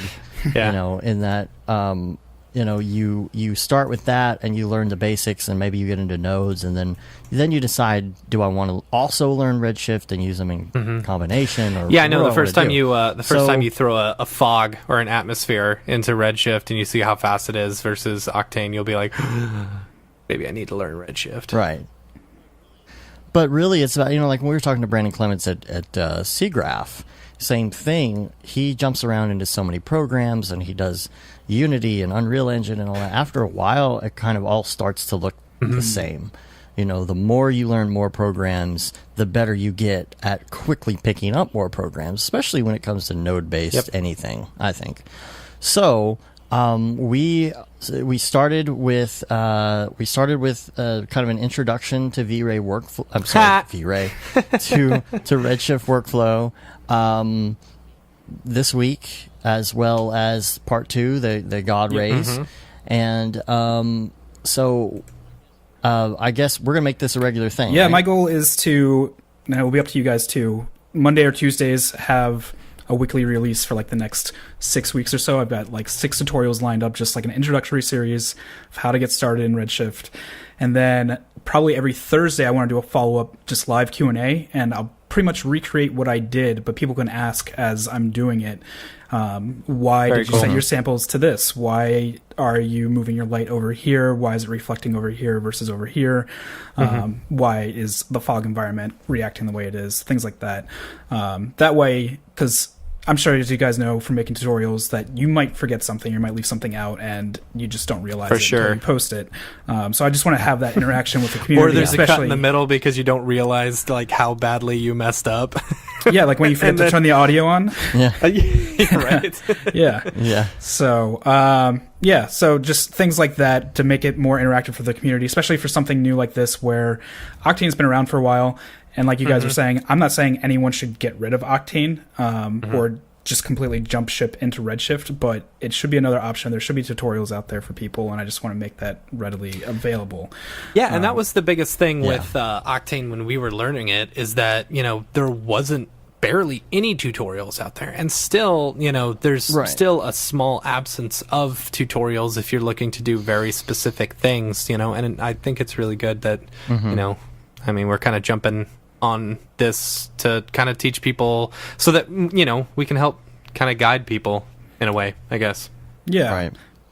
And that's the thing too, is that there are some good lists. Well, for one, Octane, speaking of that, there's the huge list that David Ariev has put together for Octane. There's a great list for Redshift that Chad Ashley has come up with. However, it's not for Cinema 4D specifically, but so that's if kind of in what we're his doing defense, here. If you've gone through those, I've watched the ones for Maya, I've watched the ones for Houdini. The layout is very similar. It's not like some of these other render engines. It's actually pretty accurate. Some of them are, some of them aren't. I think I was talking to Barton Damer about it. He tried to go through some of them and had some trouble in some areas where he couldn't find the same option in the exact same place. So I think it's always good to have them in the multiple platforms, just to have them. When you're familiar with a certain interface, it's more inviting. Yeah, and actually, one thing that I was out. really excited about with Redshift is that they just released all the documentation for the individual software, which is awesome. So now when you're looking at the documentation, you don't have to look at a 3ds Max version and try and figure out C4D. You actually can look at the C4D version. It's something that I wish Otoy would do with theirs. Yeah, they and so we're they updated their whole site too, so it's not like the old. Oh, really? Yeah, so it's not this like weird 1995 frames site. It's actually it looks like an interactive site where you can click through it nice, and it's got good typography. Yeah, so they I think I just happened to be on it yesterday, so I saw that's the only one I've seen, I think, recently. Yeah, so it's actually a joy to go through instead of this is text. Yeah. Yeah. And then new release just came out this week. What are the new details on that? Anything major, specific? Just a lot of it's been bug fixes lately. Right now, a few minutes ago, they just came out with 2.5.31, which is a really minor because it was 2.5.3. Oh yeah, 2.5.31. Yeah, I've been waiting on that one. Right. Yeah, a lot of it's just little technical things, fixes on lights where texture sequences should be up or that were not being updated, and just little things. But the cool thing is how open Redshift is about it. You can go and see where they're making fixes, not just in Cinema, but in Maya and Max and Houdini, where Otoy, they're so spread out. It's who's getting updated when. Yeah. Yeah. I think 3D Max just got 3.06 Octane today. Yeah, I know. And I think they just released a new version for C4D 3.07 yesterday or the day before. Yeah. Yeah. That's because Amit's all over it, so. All right, so every week we're going to have that. So I think we're looking at Thursday evenings around 8 Central. Yeah, 8 time, Central, 9 Eastern. I think we're going to set it up that we're going to have it streaming at multiple locations, so probably find it on YouTube and Twitch at the same time. So if you have a favorite one, you'll be able to interact there. And I've got a whole little chat panel, so it doesn't matter where you are, I'll be able to interact with you guys. Yep. Cool. We're using Restream, and I think Restream has like the combined. It does, yeah. Or something. Yeah. So we're going to be working on that because we are recording this early, so we're setting up for the first one.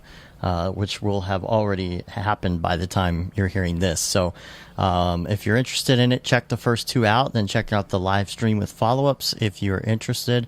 If you have questions as well, or any ideas for something specific in a Redshift tutorial that you'd like to see, email us as well and let us know, and we'll make sure that gets taken care of, because we're all kind of learning together right now. That's the thing. There's a lot of places looking for Redshift artists because they're getting into Redshift, and they're like, I don't think they're being specific enough because, most of these places are also learning Redshift at the same time, and their requirements are like, must know Redshift. Well, everybody's learning, so we're learning together. I know I'm watching these and learning because I'm trying to work on some stuff and figure out everything, but we're glad that you're doing this because this was something we really, really wanted to do, and we had been talking about doing because there was a need for it. But just look how often we've been releasing tutorials. So this is not something that we could really tackle right now. So as someone on YouTube said earlier, what was it? It was, why do you talk about this stuff but you don't release any tutorials or something? I don't know. We were going through the YouTube. You can't release a tutorial on everything. Comments today, and yeah. Well, plus you guys are great. I love you. Yeah. Yeah. Somebody wrote on your Redshift tutorial. Can you do a Redshift tutorial? Did they really write that? Oh my gosh. Yeah. Yeah. Well, I mean, I think too, like, it's easier to divide and conquer too. So if you guys want to keep doing Octane and then I do Redshift and things like that, then you're covering a much wider gamut, and I think you'll appeal to so many more people. So totes. Yeah. Oh, we're barely doing that. That's all. That's like Octane Jesus is. That's his deal now. I'll be Redshift Judas. Come in. And, That's funny. There you go. Yeah, for sure. All right. Cool. Anything else? If people want to find you, where can they find you on the Twitter is good. That's @_531. And then 5 is spelled out, right? 5 is spelled out, so FIVE 31. 3-1. Yeah, and if you do a Google for 531, I'm usually the top result. So sweet. Yeah. Cool. All right. Sounds good. Well, we appreciate you coming on. We're probably going to have you back on and do updates periodically, especially when we start to have more Redshift questions. Definitely. So, all right. Well, we'll catch you on the interwebs. Everybody tune in, and we'll see you there. And we're back. Oh, what a great segment. Oh. Yeah, didn't you guys love that? Like, I loved that. Hearing every bit of it. So cool. Liam's silky voice, it got me pumped. Man, oh man. So here's the thing. Let's talk about this. We're gonna have these Redshift Thursdays, the live stream. David, you were talking about this earlier. A bunch of people showed up. We had about 350 people show up for that live stream, which is pretty good. That's for awesome. just kind of putting throwing it out there day of. Yeah. We had 350 people show up? Yeah, total from all the different... So wait, what were all the different platforms? I was on YouTube. It was but there were Twitch, like YouTube, Facebook, and Twitter, right? Periscope. And then another YouTube and another Twitch. Right, because we were on Liam's. We were doing Liam's, and we were also doing ours. So that's insane. So we had 6 streams. So between the 6 streams, we had 350 people. So, that was pretty good for that for the first time. So this is going to be a weekly thing. There's going to be tutorial Tuesday. Ooh. And then there'll be the live Thursday. Cool. For Redshift. And we're going to be doing this for 5 or 6 weeks. and getting into and the nice thing is, like, the tutorial comes out, so then on Thursday you can get on the live stream and then you can ask questions. So is this going to be Liam every time, or are you guys going to do it too? Yeah. Oh, okay, cool. That's going to be Liam. So he's going to time. create the tutorial, and then on Thursday he'll kind of do it again to some extent, but then also answer people's individual questions. Yeah, right? totes. Cool. Questions about that, and then questions or suggestions for the next one. So, and the reason he's not doing them all at once, and we're just archiving and releasing them slowly, is because we want that live interaction. We want people's questions in there. So, people who have questions about one particular thing, like I think we have some of this in our YouTube comments section later, where people are like, oh, I want to know how to do this one specific thing. He can find a good place for that in one of the future tutorials and show how to do it. And, now that we've got it all set up, I may actually start just doing some broadcasting during the day while Dave, you and I are on Skype, and just start, hey, check it out while I play around with this or play around with that. Hey, check it out while I frantically email clients trying to bring in work. So that's going to be fun. So we encourage everybody to come check that out and come watch it. I know, like, the podcast is like our biggest thing now, and the tutorials kind of fell off for a while. So we're trying to ramp some of that back up, and this is a great way to start getting into that. So we figure we'd tell everybody on the show so they can go see that. And the live stuff is all archived too, as well, once it's done. So, so we got that. People showed up. About Tree Fitty, people showed up. I had a random Ravcock thing. What's your flavor? So, tell me, what's your flavor? What's my flavor? So there's some updates, and I've tried a few of them that work. It's funny when, like, Amit releases a new update, most of it looks like gibberish to me. Like, it's like improved the blah blah blah, and I'm like, I don't know what that means, and I'm too lazy to Google it. So that's where Dave, you come in, because, like, you're super on it, but. The things I did understand are the support floor object. So now you can just put in a default floor, and that actually works. That's good. Yes, it's good. So you don't have to drop in a plane and then scale it up 50 million times. And then aspect ratio is locked by default in the transform node. So I noticed that just, cool. You know what I mean? Like when you jump into a transform for an image texture, how you always have to lock the aspect ratio when you scale it down. Default. So that's good.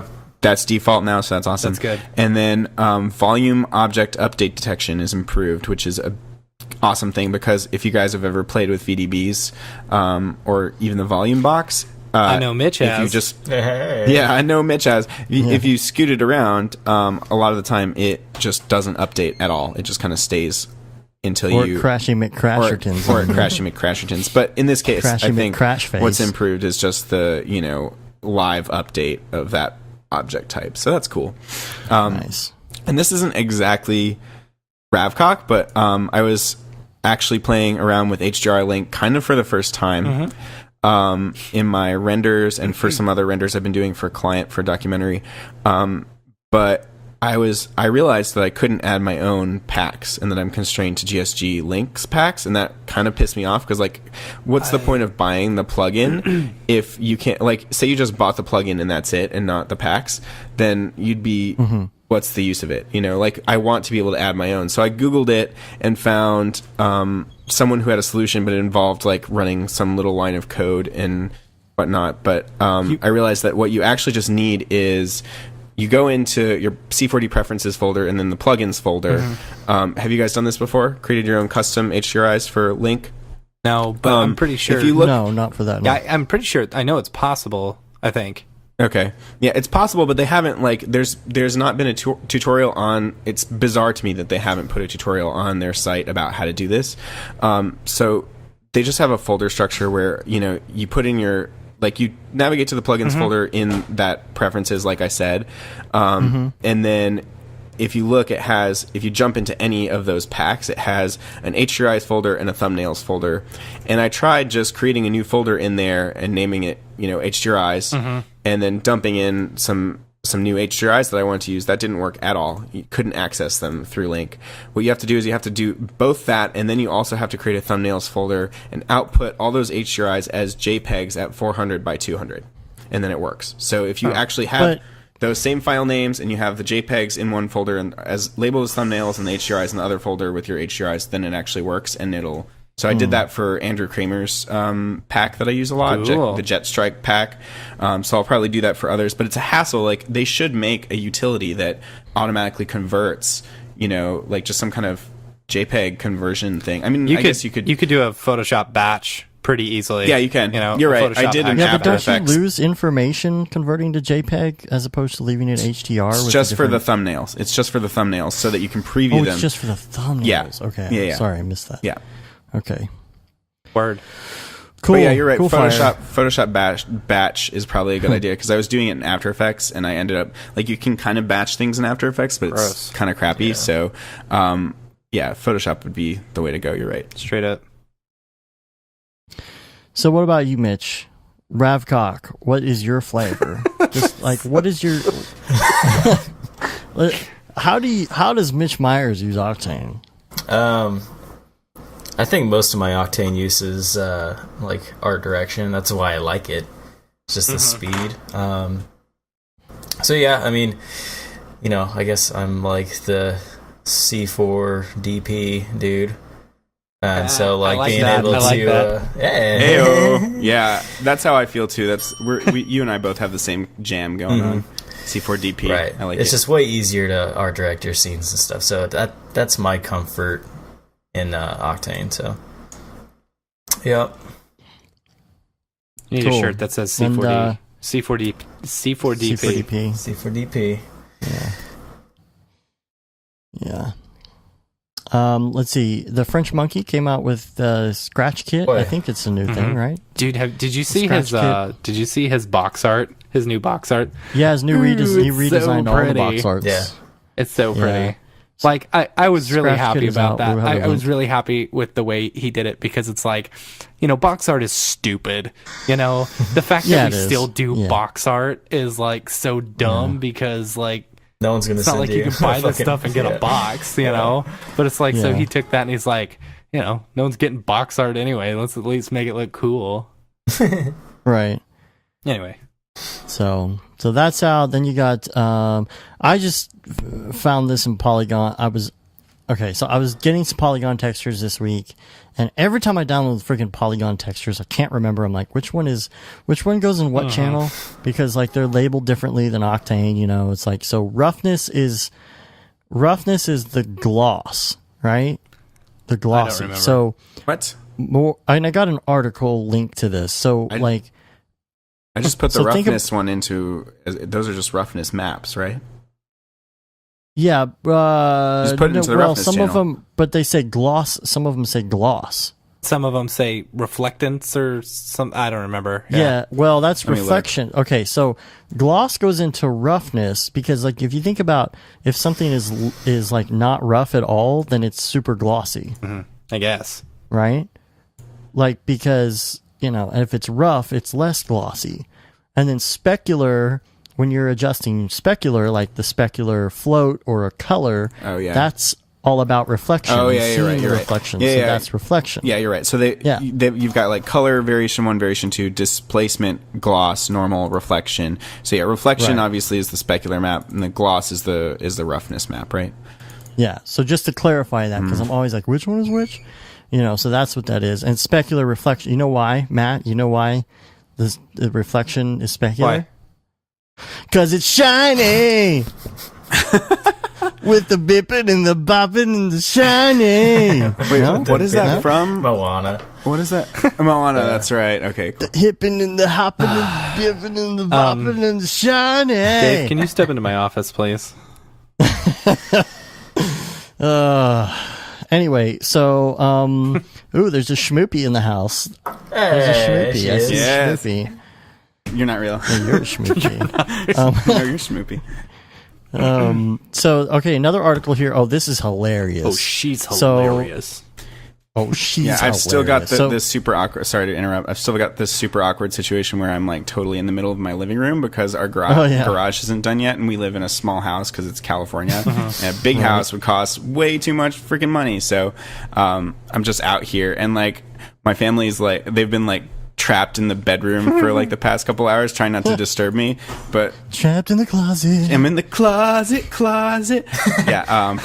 But now they're getting hungry. Octane. They haven't eaten, so gotta let them eat. I mean, since we're taking the hour to just tell call them, this podcast, shut up. it's okay. That's funny. Just shut up while you eat. Just shut up.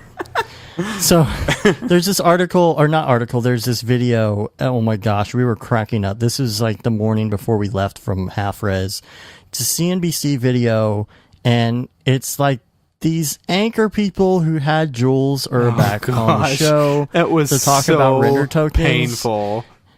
And it was my and gosh. it wasn't Jules that was painful. It was like no, it was the anchors who had no idea what they're like. First of what all, is rendering? before you get into that, what is rendering? Who is this? Oh, like, no. 4chan? Why are you even have him on the show? That's terrible.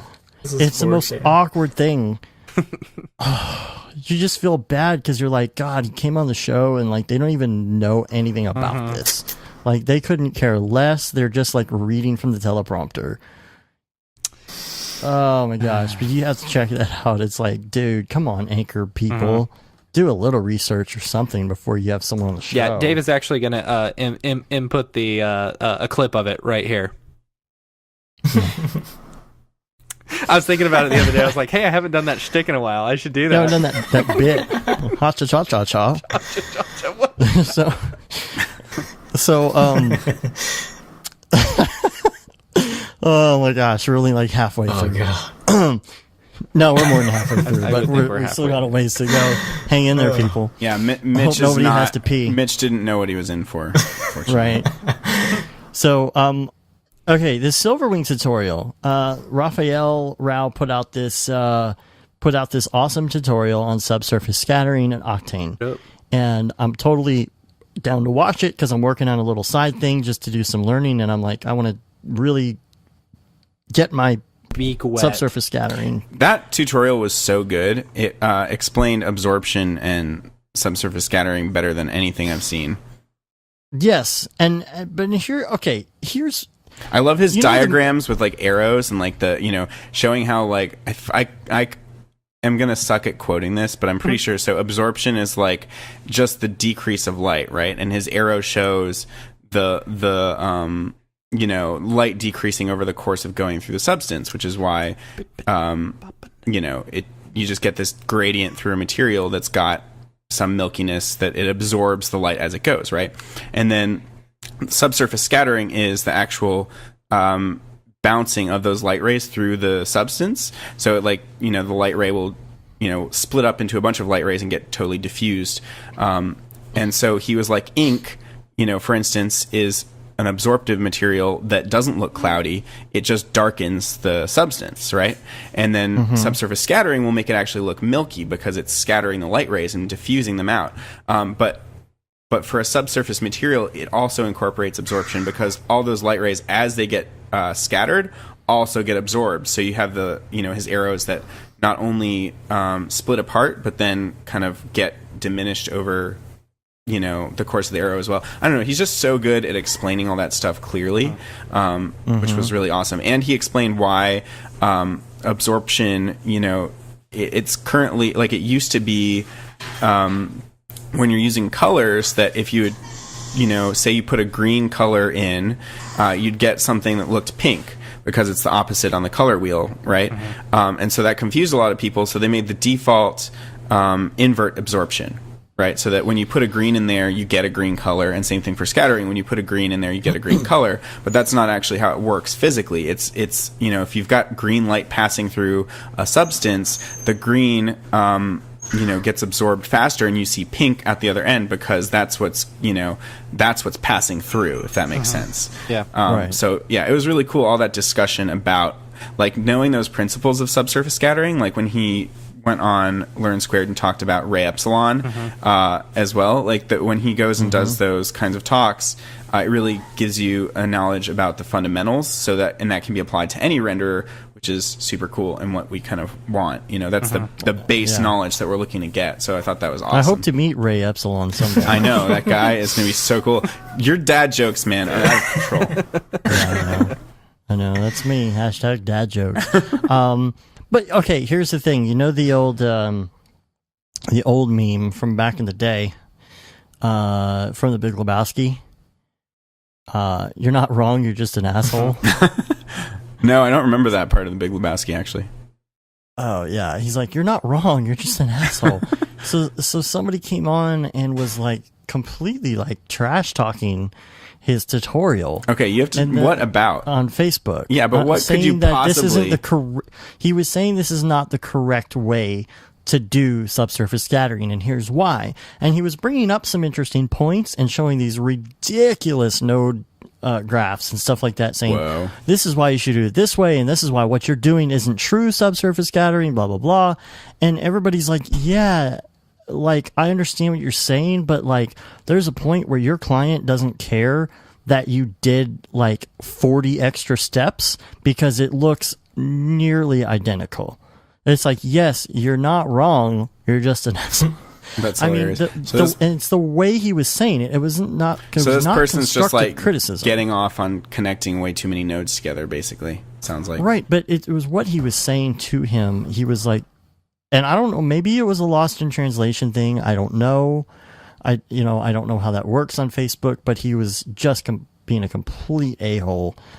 And everybody's like, dude, can you kind of lay off a little bit? Because like what you're doing makes sense too, and we understand that. But like, it's so much more work, and essentially, the only reason it looks different is because like you could take everything that Raphael did and add a little bit of dirt shader, and it would look almost identical to what you're doing in like 50 more steps.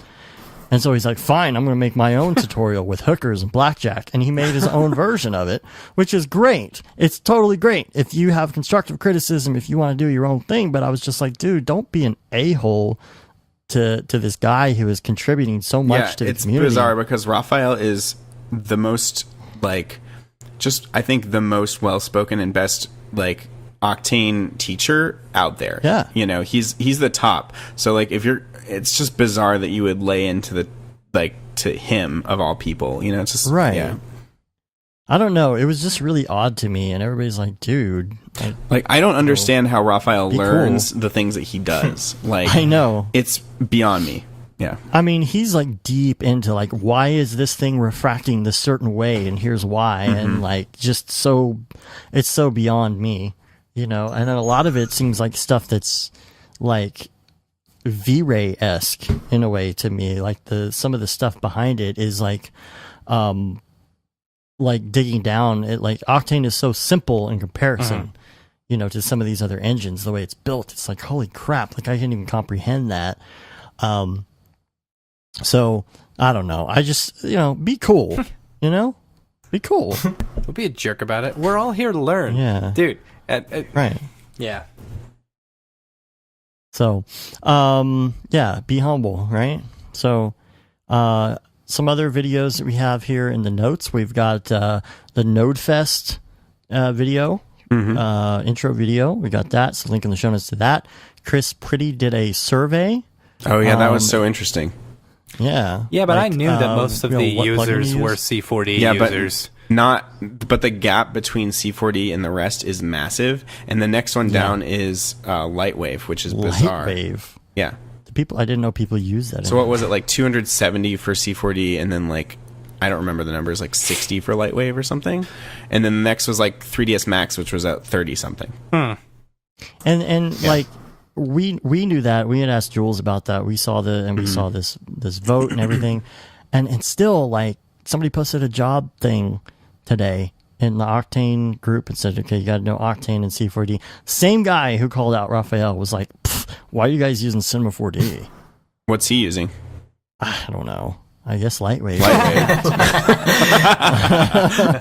But I'm just like, dude, well, I mean, like most of the people actually are using Cinema 4D. Like, I think that we're not surprised, but I think the other people using Octane are actually surprised that that's where it is. You know, it's the same thing we were talking about, the way that like David Brodeur was saying about how if he would have listened to what people were saying, he'd still be using Maya.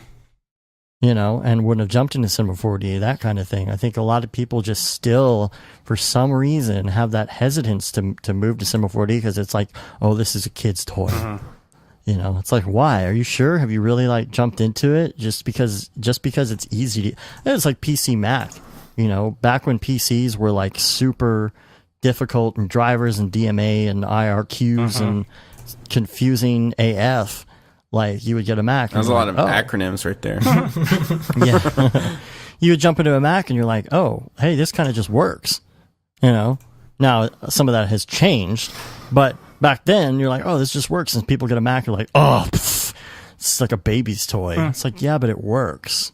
So yeah, I don't understand people that just enjoy or think that they've earned, some kind of street cred or awesomeness because they've used things that are unintuitive and just difficult, like Maya people that are like super into it because maybe it does one or two things, or it can do more things than Cinema 4D, but like the number of steps that you have to take to get there, and that's coming back to that same mindset why I gravitate towards Octane, because I want the software to get out of my way so I can be creative.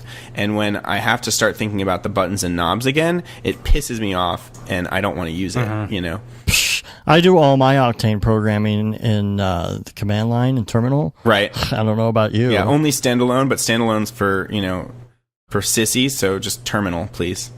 Yeah, just terminal only. Get way more control that way. In fact, you don't see the render until you're done programming. Right. You don't even know what's in your scene. It's funny. Hey, can I? A live viewer? How quaint! Can I? Quaint. Can I throw this out there, because this was something that I saw on Twitter. Like Liam and someone was going back and forth about. I saw this tweet and it kind of pissed me off a little bit, but I don't know. I'd like to get y'all's opinions on it. The guy said, I am never share anything about my process years old, but thanks for showing me how y'all do all your stuff, devaluing your work. Do you think that's a really old mindset? Yeah, it is an old do you mindset. think that's so out of date in our community? That's not how we roll. Right, but do you think that's what Sage was talking about? Yeah, do you think remember us at the airport? sharing our work is, and the way we do things and stuff is devaluing what we do? No, because what's wrong with sharing knowledge? Yeah, because if you're actually good and you actually have the eye and the taste, then you can share all of your techniques, and somebody can use those same techniques and make something that looks like crap. Right. Like, so there should be no fear. If you're training yourself and you have the drive, that you're going to give away all your trade secrets, and then people are going to check your gerbs. Nobody in our industry is doing stuff that's so incredibly off the charts different than everybody else that they don't want to give away their secret sauce. I don't think the secret sauce is just effort and working and practice. The secret sauce is creativity, the Beeple method. Right? Like there's nothing like Beeple is doing it up. Yeah, but what is he doing that's secret that we can't know about? Honestly. Yeah, I don't know. Because he's just doing more of it and spending more time at it, and he's more talented. Yeah, I really think all it is. Honestly, if I were to spend, I don't spend as much time experimenting as I would like, and I think it's because you guys do, Mitch, you and David actually have a chance to play around with stuff. And are getting these cool 3D projects and stuff. I don't know. I really look up to a lot of the people that we interview, more so because of the fact that they're being able to do all this stuff. And Dave and I are just kind of And David, you and I were talking about that when we were walking down the street to get coffee. I'm 2018 for me is going to be the year that I do more personal or experimenting and get stuff out there instead of just doing these things to pay the bills and have nothing to show for it. Totally.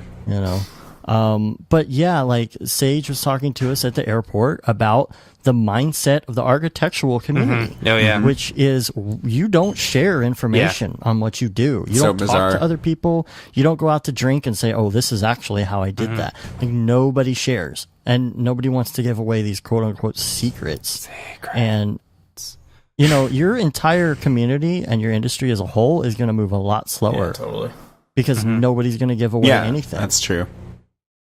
I mean, what if all of us, especially in the last, 5 to 8 years, all decided that we weren't going to share anything. I wouldn't. Anything at all. What would happen is I wouldn't know how to do anything because I completely It's true. subsist off of tutorials. Right. It's totally true. It's totally true. Yeah, When that's actually a big barrier to entry for me with Redshift. Is that I'll wait for Liam's tutorials to come out first. Right. I was I was on a live event, running graphics on a live event this past week, and I was having tons of trouble with ProPresenter, and I couldn't figure out how to get ProPresenter to do this thing. So I'm Googling it, and I'm like, where are all the tutorials? Dude, where are all the tutorials? Right. Oh. Did you ever figure that out? It was hot folders didn't work all of a sudden, they just right? wouldn't work. When something So I something just stops opened up a working whole in new folder ProPresenter, and started dragging stuff in and like doing stuff live, and it's like, screw it, we'll do it live. See, when ProPresenter doesn't work, it's usually because there was an update that broke something. It happens every. Well, there was they're an notorious. update, Everything and I told sucks. everyone, I said, hey, do you think I should update right before we start? They're like, no.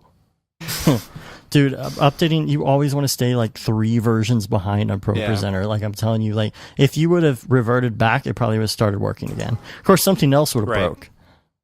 But they're the worst. Oh my gosh! There's probably 2 people listening that are like, "Yes, I know, right?" And everybody else is like, I don't even know what ProPresenter ProPresenter is. It is a glorified PowerPoint for running video. So back in the day, back in our day, mine and Dave's day, not y'all's day, I don't think. When you're running video, it was like beta tape. You would be running things off a beta tape or VHS or whatever. You'd be like, all right, get ready for this, particular thing. Okay, and run the tape. So then they would hit play on the actual video, right? Well, nowadays you just export it as a MPEG-4 and you've got it basically in this, in these individual slides. And when someone says, okay, bring up the video, you just click on the slide and then it starts playing, right? So what's cool is like if you've got a whole like live show that you're running, you know exactly when you're going to be switching because you've got a whole script and, whatever. And it's like, okay, well, at this point, I need to be having this one. So you've got basically all these slides laid out and you're ready to go. It's pretty easy. Anyway, ProPresenter's, it's a neat little program, but cool. It gives you so much problems. Yeah, it does not. I don't get me understand why everything breaks. It does not get you pumped. So. All right, so let's move on to a main topic idea that I think is really great for us. Now here. that we've basically done a whole show, 2 hours, serious. let's move I'm on to the serious. main topic idea. This is And actually we haven't even gotten this- to Beeple's people yet. Yeah, this won't take long. Actually, Matt already kind of answered Yes. this in an email, so he's got most of this covered. But I think this is really good for people to hear. This is from Alyssa Medina. Who says, "Hey bros, I'm currently a senior at Otis College of Art and Design, and I'm a big fan of your podcast. Thank you. I know this is a long shot, but I thought it was worth a shot. I'm writing my thesis on a topic that's been controversial during my time here. Professors seem to be split about whether or not the motion design industry is thriving, and there's tons of jobs, or the industry is dying. So I'm writing my thesis on it to try and wrap my head around why it's so split between such extremes. If you guys have the time, I have a lot of questions about this. Even if you can just answer 1 or 2, it would be a big help. You guys already touched on this, particularly when you discussed how studios will favor not having a staff and how most, if not all, jobs in motion design will favor freelancing. Here are my questions, though. First of all, do you guys think that the motion industry is dying, changing, or evolving, not thriving as much as previous years? Oh, we're going to start there. We're not going to read all the questions. We'll just start. Okay. No, we'll go one by one. Here's what I told her. Here was my answer. So she's got these professors at college who are saying, this industry is dying. And what I told her was, we had the exact same professors in our college saying, television is dying. I don't know why you guys are getting into television because it's a dying form, right? Well, yeah, the current state, the state in which television was back then did kind of die. We weren't running off of VHS. We weren't running linear machines anymore. It's a whole new, it became a whole new market, We weren't running things on tape anymore. Now it's all digital and like this kind of whole whatever. Anyway, so what I told her, I said, you're going to have professors who are say this is an industry that's dying because those professors are the ones who didn't have enough business savvy in order to go out there and try and make it on their own and do a good job. So they think because they didn't do a great job that this industry is dying. Right. And then you've got other ones who are like super successful and they're like, oh, yeah, this industry is so much. There's so much money to be made, you know. And so you've got bitter, you know, as well as enthusiastic professors and stuff like that who just, you know, whatever. Yeah. They feel certain ways about it. In my opinion, this industry is like slamming right now. Yeah, totally. It is. Yeah. From my perspective, it's exactly that. It's growing. It may be shifting more boutique. Yeah. But that doesn't mean it's dying. I think are getting more and more work. Sure. And that's, I actually told her that. I said in one of the later on questions, you know, I was like, the one who gets the most work out of all this is the freelancer, because they can go and work for the big studios whenever the big studios bring in these big projects, or they can work for the small boutique studios, or they can work for themselves. Right. Maybe not like the most work, but the most money. Yeah, totally. Yeah. That's for true. Yeah, that's for true. Yeah, I've never heard that before. I've literally never heard someone say that this industry is dying. Yeah. As you know, technology increases, there's going to be a bigger and bigger demand for media of all kinds, and VR hasn't even really hit in full force yet. Mm-hmm. You know, there's going to be such a demand to make content and 3D content. Mm-hmm. Yeah, for AR too. Jeez, AR is crap right now. You know. I'll go ahead and say it is, but I mean, iOS 11, dude, that dinosaur app is so crappy. And every time they advertise it, it's like, wow. No, these dinosaurs are like hanging like 6 feet over my head. They're walking on my cabinets and stuff. It don't work. Yeah. Yeah, it's true, but they're going to perfect that. And you know, stuff like the AR IKEA app I was looking at the other day. We were in Chipotle. We were sitting there, finished our Chipotle, and my daughter grabbed the phone and was like furnishing the Chipotle with IKEA furniture and like walking around and showing me this whole thing she built. And I'm like, wow, there's going to be these markets for like, oh, I need you to design and like texture everything that IKEA makes. And, you know, I'm just like, there's going to be a lot of jobs in this. So the next question is, what jobs / projects are most at risk, or are there any projects that used to exist that don't anymore, just as people believe commercials as they are at least won't exist anymore? I told her big studios. Big studios are going to die. Big studios are going down. Yeah, and it's not... It's because they have such a high cost. You know, they have so much overhead. And I told her, I said... I put a little link, and you know, I'll put it in the show notes. I'll copy it over right now. It was about the Rhythm and Hues when they had won for Life of Pi, and at the same time they were filing for bankruptcy. You know, it was during that whole debacle and stuff like that. Well, that's also, that has so much to do with so many other issues, also, like government subsidies and all the work going to Canada. Right. It has to do with. Yeah, all sorts of stuff. Yeah, and you know, it also has to do with I can't remember where I was going with that. It could just it was also like they'll potentially bid, they'll bid on a project, like these studios will bid on a project and a set amount, and then you know, bring in people in order to facilitate that project, and then end up going over budget, and then they eat that, you know?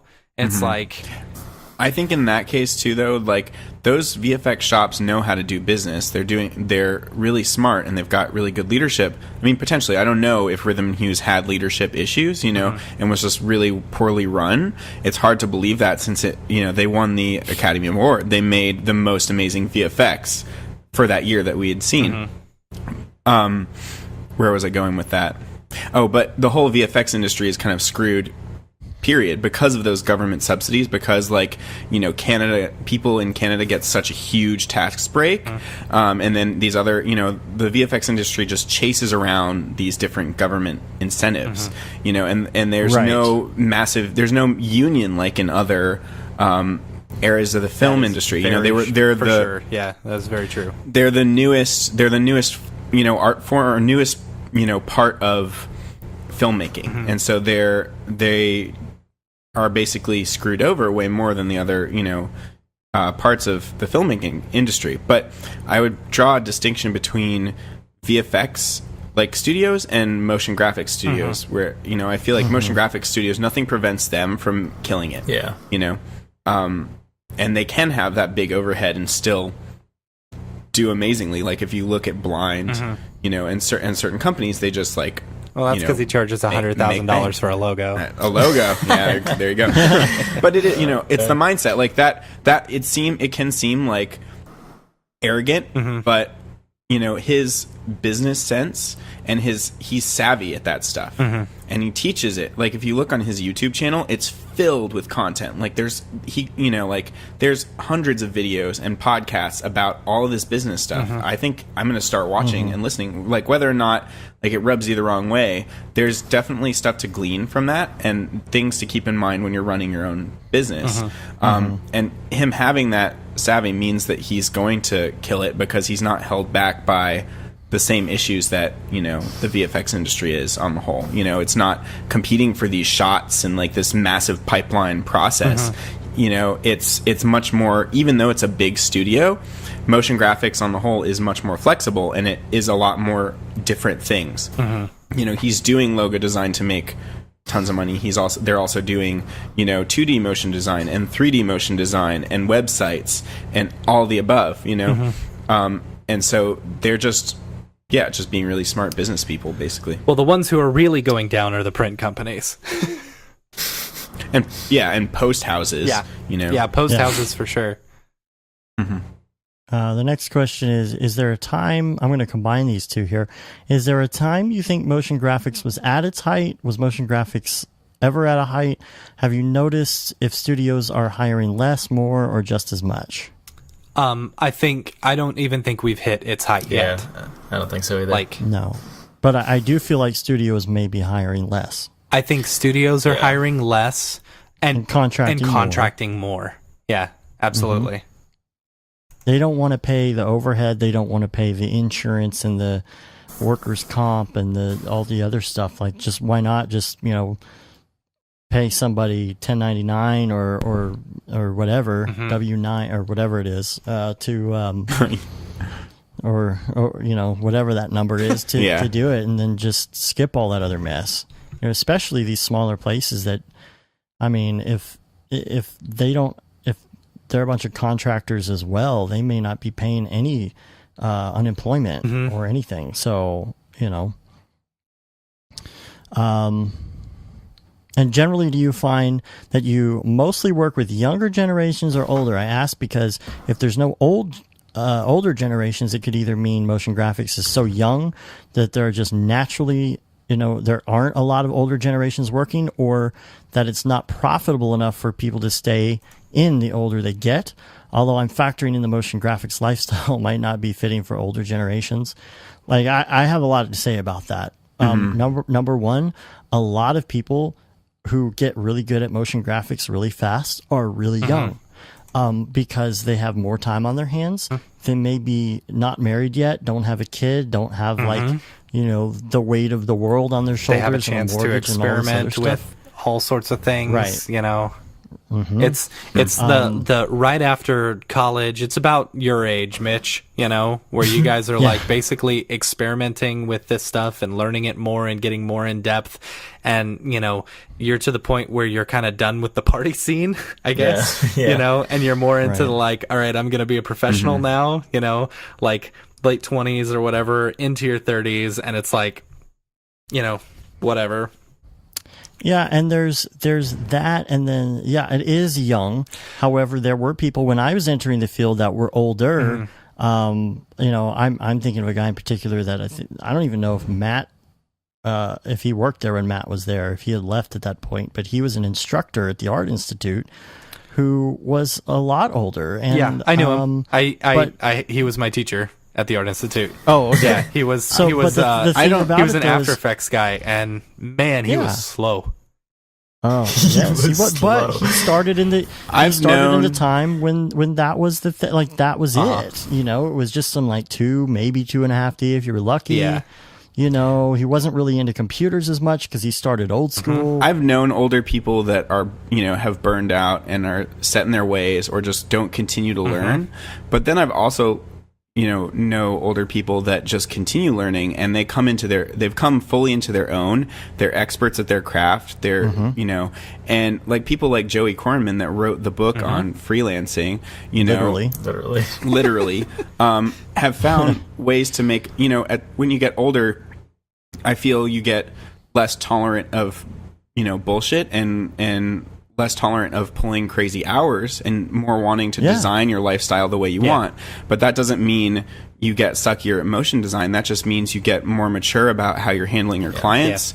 You're more confident because you've done this stuff so much, and you know what you're doing. And if you make sure to stay ahead of the curve or stay with the curve, keep on top of software, keep on top of technique, and know what you need to do to, make your business continue to be successful, then it will continue to be successful, and it'll be easy to make money and design your life and have a more chill lifestyle. So I don't think that the thought that, motion graphics lifestyle is hard and like brutal is true. Like that, we're all working to make that not true. We're working to make it so that we're doing passion projects as much as client work, if not more so. We're working to make it so that we can spend time with our families and, have vacations whenever we want, go to these really fun trade shows and, conferences like Half Res. We are growing into the older generation and we're designing it how we want it, so I don't think it's good to think of, motion graphic, have the mindset that motion graphics is this like super intense, like maybe you put in your hard knock or you get your hard knocks when you're younger and you're first getting into it because you have to get up to speed. But by the time you're older, I guess either you burn out and get tired of learning because you're bored of it, or you fade away. Right.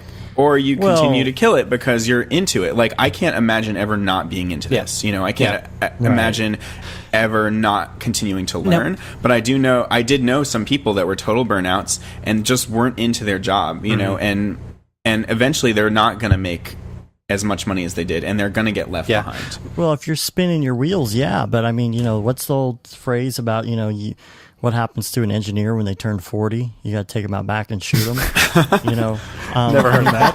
I've never heard that.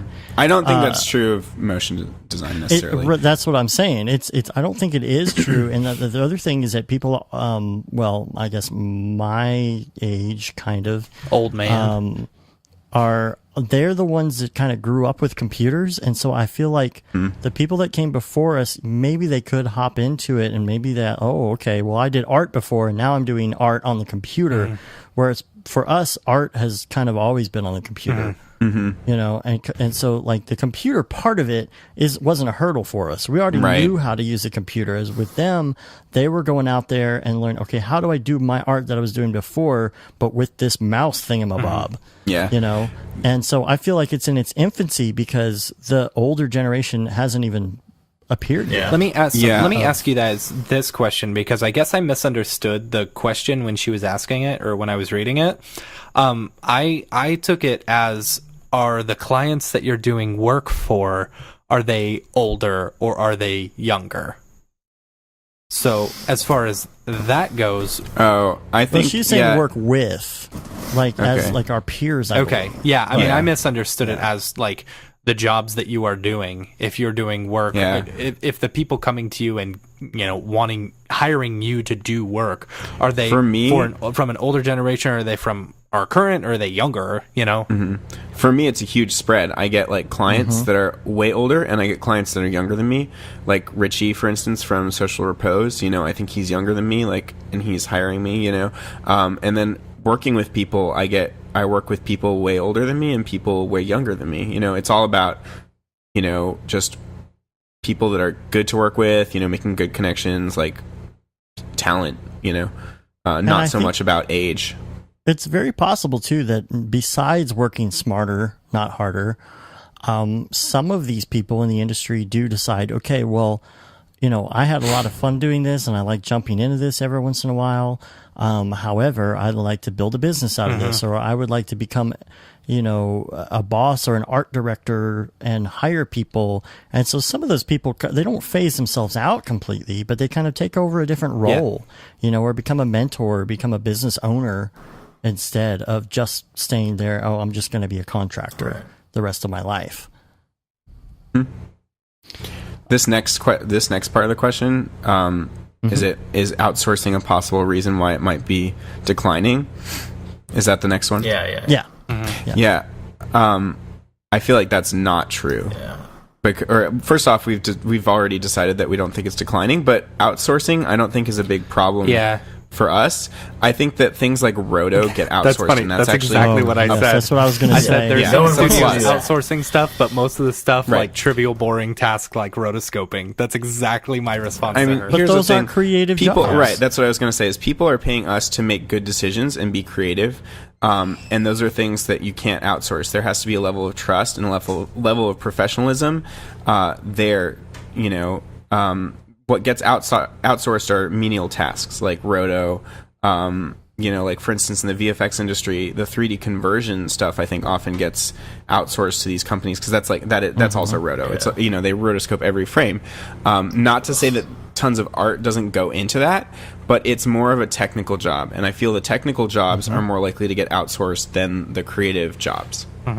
Right, and again, that comes back to the age thing. I think there are probably more 19, 20-year-olds like doing the college thing that are like, oh, they get a client, they're like, oh, I'm totally going to roto this, and I'm going to do this part, and then I'm going to do 3D, and then I'm going to comp it, I'm going to do, and they want to do every role of that, where it's like us who have kind of been through our own roto hell are like, now we're charging more, we're building in margins, we're like, nope, I'm going to outsource that to India, sorry. Yeah. Because like I want to focus on the creative part of it,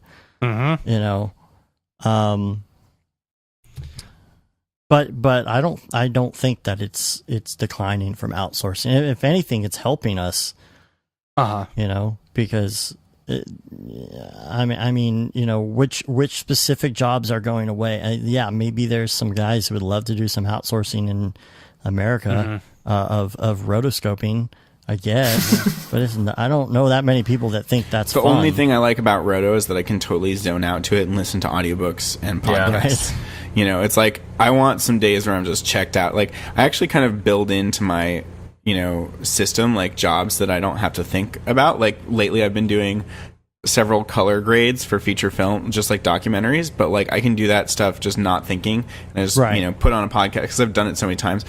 I realized that I sometimes like those jobs because they pay the bills, and I'm not thinking, and then I can go do the hard stuff as like passion projects, or I also really like hard client jobs as well, but I don't like it to be all hard client work. You need to rest every once in a while. Word. Yeah, absolutely. Also, are generic websites that make it possible for clients to make their own easy-made content a possible reason for its decline? It just makes it easier for you to put your stuff out there. You still have to have the content to put on it. And then do you know if this is a reality or a debate in other countries as well? I imagine that it's the same across the board.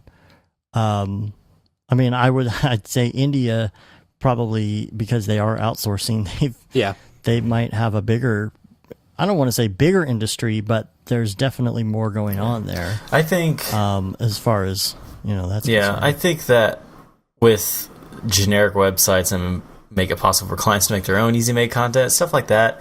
I mean, I feel real clients with real money know like real quality. So, I mean, if you're putting out the quality, then the clients are going to come to you and give you the money. The clients that are going to places like that for content don't have the money to pay you in the first place. So I don't think you should worry about that. Exactly. We've had people come to us that want to do an explainer video. And like, all right, well, we can do it, but it's going to cost you $10,000. And they're like, well, there's a site that says they'll do it for $500. So go to that site. And it's like, go to that site, and you're going to get the same video that 20 other people got. If you want custom-built content, a minute-long custom-built deal with like, graphics or Illustrator files that were built by an artist specifically for you, you can't pay $500 for that. So, yeah, I mean, there are those sites out there. Is it watering down things a little bit? Yeah, like the article we talked about a few months ago, there is a bottom tier of projects.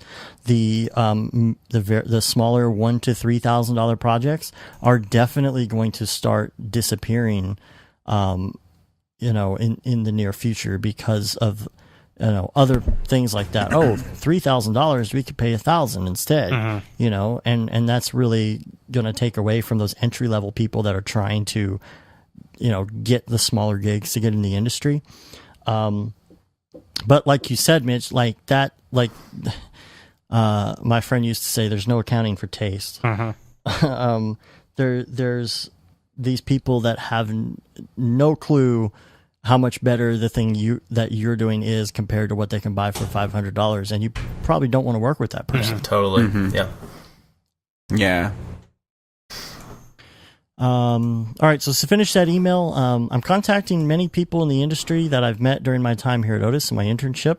I'd like to get as many people's opinions in the industry as possible. So if you find other people have opinions they'd like to share with me, even if they're just confirming what you guys think, feel free to share my email, even on the podcast. Yeah. So if you guys have a different opinion about some of these questions, send it to us. We'll forward them along. Well, she said actually you can put the email on the podcast. So right. Oh, we can put her email address? That's what she said. Feel free to share my email even on the podcast. You sure that's not the email she sent us?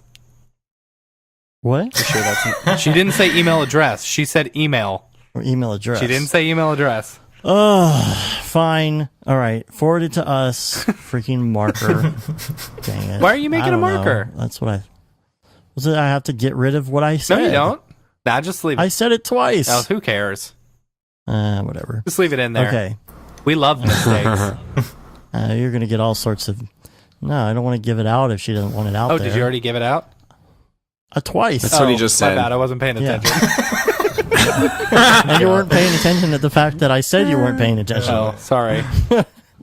I'm just messing with you. Okay. Well, now you got to keep it in because that was a fun little shtick that we had there. Little bit there. Yeah, a little shtick.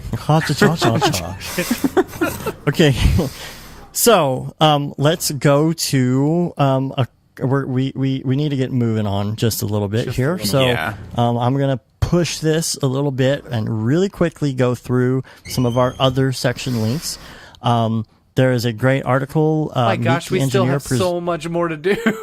It's not that bad, trust me. Meet the engineer preserving the last analog motion graphics machine. That's a great video. See, this is quick stuff. Matt, you found this really cool Instagram account called Extra Weg. Oh, yeah. That everybody needs to check out. With these really cool animations, which are just crazy balls. And then we already talked about this. We got kitbash3d.com. We're going to have a link to that. The IFCC titles are really these cool. are amazing titles. Yeah, it's the coolest interdimensional jump I've ever seen. And he did it by just scaling a cube, but it's amazing if you hear it's a simple trick, but it works so well. And it's more than just that, obviously. There's like displacement on there and mirror reflections, and it kind of like moves into this other, crazy kind of box-shaped world before it makes the jump into the actual environment that it ends up in. But yeah, these titles are amazing it makes me want to do motion capture and Mixamo stuff. It makes me want to really frame things as if I'm a live action type DP and work with digital actors, essentially. And yeah, they convey like a really good story and emotion, and you should check out the breakdown on the Learn Squared Twitch stream. It was really good. They go through a lot of that, like the concept art and the whole process. It's basically another one-man band kind of thing that I get so excited about. And then also check out the Learn Squared podcast with Sava. Really good podcast there too.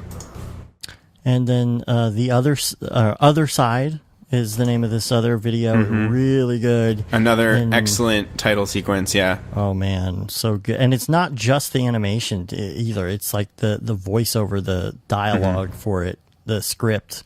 is really good. And this one's all Redshift. Yeah, the IFCC was Octane. This one, other side, is Redshift. So, if you want to kind of look... Yeah, the IFCC... the other side one is Tom Haig, and he just did a presentation that I wanted to check out live, but I missed it. But it was on the IBC... Like, recently Maxon did their IBC event, so they had a bunch of presenters. But probably check that out in a couple weeks. I think they post those on Maxon's YouTube channel. But yeah, that should be really good, because he, I think, breaks down how he did that short. Yeah. And randomly, of course, there's a Rick and Morty fan theory that I'm just going to post a link to. You got to check it out if you're up to date. It has to do with the helmet that's been sitting on his bench in the recent episodes. I haven't seen that one. Yeah. Apparently, everybody thinks it's a suicide helmet. So. That he's working on, and they compare it to a real suicide helmet that somebody actually made at one point to kill themselves. Cool. Which it's like this weird helmet that this guy designed in order to fire off a bullet in like 6 different directions into his own brain. That is insane. It's pretty messed up stuff. It's so dark. Yeah. So check that out. And then Luna, this is really cool looking. Luna, it's a personal project produced as homework from Learn Square's main title design course. And I looked at this, I was like, man, I really need to check out some Learn Squared stuff. Have you looked at the actual picture of what this guy's suicide helmet looks like? Yes, I my did. It's gosh. really messed up. You got to read the whole story on it, because like this is before the internet. Really? And so the guy researched like how he could get maximum kill and hit the right parts of his brain. You can see where the bullets exited through the helmet on the other side. It's so messed up. So he actually used it? He killed himself with it. Yeah, he used it. Holy crap. Oh my gosh. That's disgusting. Here, I'll send it to you guys. Yeah. But if you look in all the recent episodes of Rick and Morty, there's a helmet like this sitting on his bench. With all this with the same little points on it and everything. So anyway, so check out that Luna thing. That's a really cool sequence somebody did. And then then there's a link you sent me. David. I recently, so this is bizarre. So Hollywood Camera Work. I specifically watched this video that's like an hour and a half long called Hot Moves, The Science of Awesome. And this is from like 2007 or 2008. I've known about this for a really long time. And it's just this weird like previs quality type stuff that basically looks like ass. But they're great videos to help DPs and directors and also 3D animators make interesting looking camera moves. So this is totally up my alley, like very similar to the kind of things I was doing with my SIGGRAPH talk. And yeah, what else? But the reason they're using like previs stuff is because it's way easier to do this than like actually showing practical camera moves, because they'd have to rig that stuff up. So they can show any kind of move they want, and they can show like good and bad moves, like how it looks like if you use this kind of lens using this movement, or this kind of arc, and like how so. And it really effectively communicates it, even though it's previs quality. So that doesn't matter. And with the, like they show how like you can make shots feel more dangerous and exciting by adding in foreground parallax to keep the depth interesting. They show like axis changes and handoffs, like going from one actor to another, and really smooth ways to do that. And like when you would do that, they show crossing in and out of like the stream, and by that I mean like the direction of movement that something is moving. So if it's like a vehicle or a crowd, don't cross the streams. Yeah. Exactly. So if it's like a car coming at camera, if you cross the line of movement just before the car comes, obviously it's going to feel really dangerous. But even if you cross it afterwards, say you do a whip pan with the car and target lock onto the car and then cross afterwards, even that feels a little more exciting. So anyway, and the other thing that was fun was I felt really validated, because when they talk about z-axis rolls, like like a Dutch angle, like when you start rolling, they're like, this totally disconnects the audience from gravity and makes them feel total vertigo and weightlessness. If you want, and I'm like, oh, I totally did that all over the place in my space video. So I was like, I was proud of myself for implementing these techniques that I didn't even know existed necessarily, but probably that I've gleaned from watching films. And it's, and I think that's what I've been into lately, is kind of film analysis and that kind of stuff, just building up that knowledge. And then the other thing that they've got is like they've got a whole course on directing, and it's interesting because they show how you can influence the audience's emotions just with camera movement.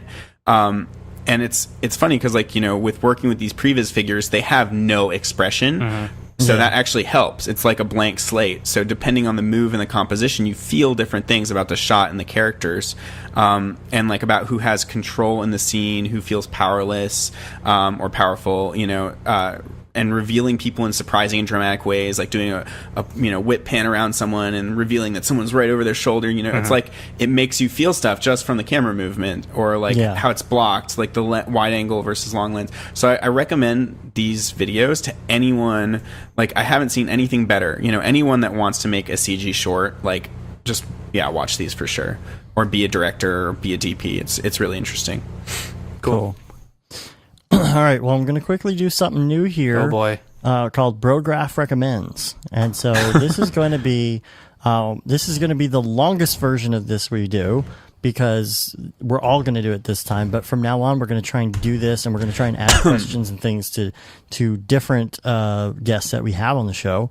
So we're going to quickly go around the table, so to speak, and do these recommendations. Okay, so number one, we're going to start with favorite movie. And it'll go me, Matt, David, Mitch. Okay. Best movie, I would say, Cinema Paradiso. I don't think I know that movie. It's a good one. Really good Requiem for a Dream. Or Basketball. Looper. Basketball. What'd you say, David? Oh, I said Looper. Looper is my favorite movie. Oh, that's Looper. good. Yeah. Let's see. Probably There Will Be Blood. Okay. Nice. I still haven't seen that. I haven't either. I own it on DVD, but I've never TV's seen it. Very, very good. TV show, of course, I'm going to say Rick and Morty. And you can say the same thing if you want. I'm just telling you. TV show. I don't know. Skip me for right now. I got to think about that. All right. Snap. I'm going to go for Westworld or Battlestar Galactica. That's a good one. There are others. Yeah, either one. Bears beats Battlestar Galactica. Bears? False. What the hell's that? Office? Come on, dude. The Office? No, Oh, I still haven't seen The Office. That You reminds haven't me seen of The Wreck. Office?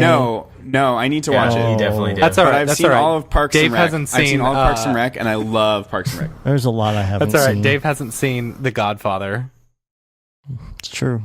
That's funny. Or the Terminator. I just saw Jaws for the first time the other Oh, day. it's so good. I haven't seen that either. Jaws It was good. is like Yeah. you see the poster for it and stuff, and you're like, oh, it's a shark movie. It's like just a monster movie, but like really, it is so much more than that. Man versus nature. Yeah. Jaws is such a good movie. All right. Did everybody answer? not me. I don't know Yeah. TV show. Like, I don't know. There's so much good TV on nowadays. Just one good one. Just say Breaking one. It doesn't Bad. have to Just say be- Breaking Bad. No. Yeah, right? I don't know. There's a show that like The Wire. is just Yeah. the best show I've ever seen from beginning to end, like ever. What about you? Didn't you go on a Twin Peaks kick recently and like love? Yeah, that? it was pretty good. It was pretty good, I guess. It doesn't have to be the best ever. Just like a favorite of yours. I don't know. Rick and Morty. Futurama is up there pretty high. Yeah. I'd say one of my favorites was something that's not on anymore. Was Ghost Hunters. Ghost Hunters was the shit, man. Oh yeah, but you're really big into these like conspiracy podcasts I am, man. and stuff, aren't you? Yeah. Do you listen to No Agenda? No, I listen to like Mysterious Universe Can't a believe lot. I started and, listening to Mysterious Universe the other so day, good, right? and I was like, I got like maybe 5 minutes into it. I was like, nah, I'm done. What? You're crazy. That's all I needed from Jet that. fuel can't melt steel beams. All right, let's move on through this segment as fast as we can here. Best music for working. I am going to say, you could say a genre or something specific. I love Maddie, and you already know that. So Matt, next. I mean, I would say like either Dead Mouse or any sort of just like punk rock. You know, I'll throw on a punk rock station and I'm good to go. David. I'm gonna go with my dorky indie music. I like the Lumineers. All right. Thy Art is Murder, for sure. All right. Yeah, was that what you were playing on your live stream? Probably. A few weeks ago, where it's just there's at least one song, I'm sure. it's like I don't see how you could. You're like, oh yeah, all this screaming is making me feel much more. I could see working to. Well, it makes more sense now because you were in that band. Yeah, that's true. Yeah. Connecting the dots, I guess. I was gonna say, like, I bet working to music that doesn't have lyrics is better. Like, you'd probably concentrate a little bit better because it doesn't activate that part of your brain. So maybe like Disaster Piece. Do you guys know that artist? If you've ever played the game Fez, he did the whole soundtrack for Fez, and it's like the most chill, 8-bit sounding, amazing music ever. I was just introduced to a new artist this past week. A friend of mine in Portland told me about Rezz, R-E-Z-Z. Yeah, I was listening to that this good. week. So I listened to the album twice this week. I listened to it 3 times on my plane back from Portland. That's a good album. Nice. Yeah, if you like instrumental, check out Chan or Polyphia. Those 2 bands are really good. If I'm in a chill mode, Sigur Rós. Every time. Yeah, for real. Yeah, that's pretty chill. I went to a Sigur Rós show when I was doing like more touring visual stuff for Dave Matthews Band, and their show was not as like, it didn't have as much money behind it as the Dave Matthews show, but it was much better produced in terms of like they had such a hand in their own visuals, and they cared about keeping everything really consistent. Like all the lighting and visuals matched perfectly and felt integrated, and the visuals felt like one seamless like hour-long piece. That's how their music is too. Like that. That I think it's like either their first or second album, the Splinum. I don't know. You ever listen to Rat-a-tat? Rat-a-tat's good. Yeah, that's good. I used Rat-a-tat for my first reel. LP4, LP5, LP6. Yeah. Word. All right, let's go to the next section. Favorite plugin. I'm gonna, of course, say Luminous. I'm gonna say Luminous in conjuncture with HDRI Link. Nice.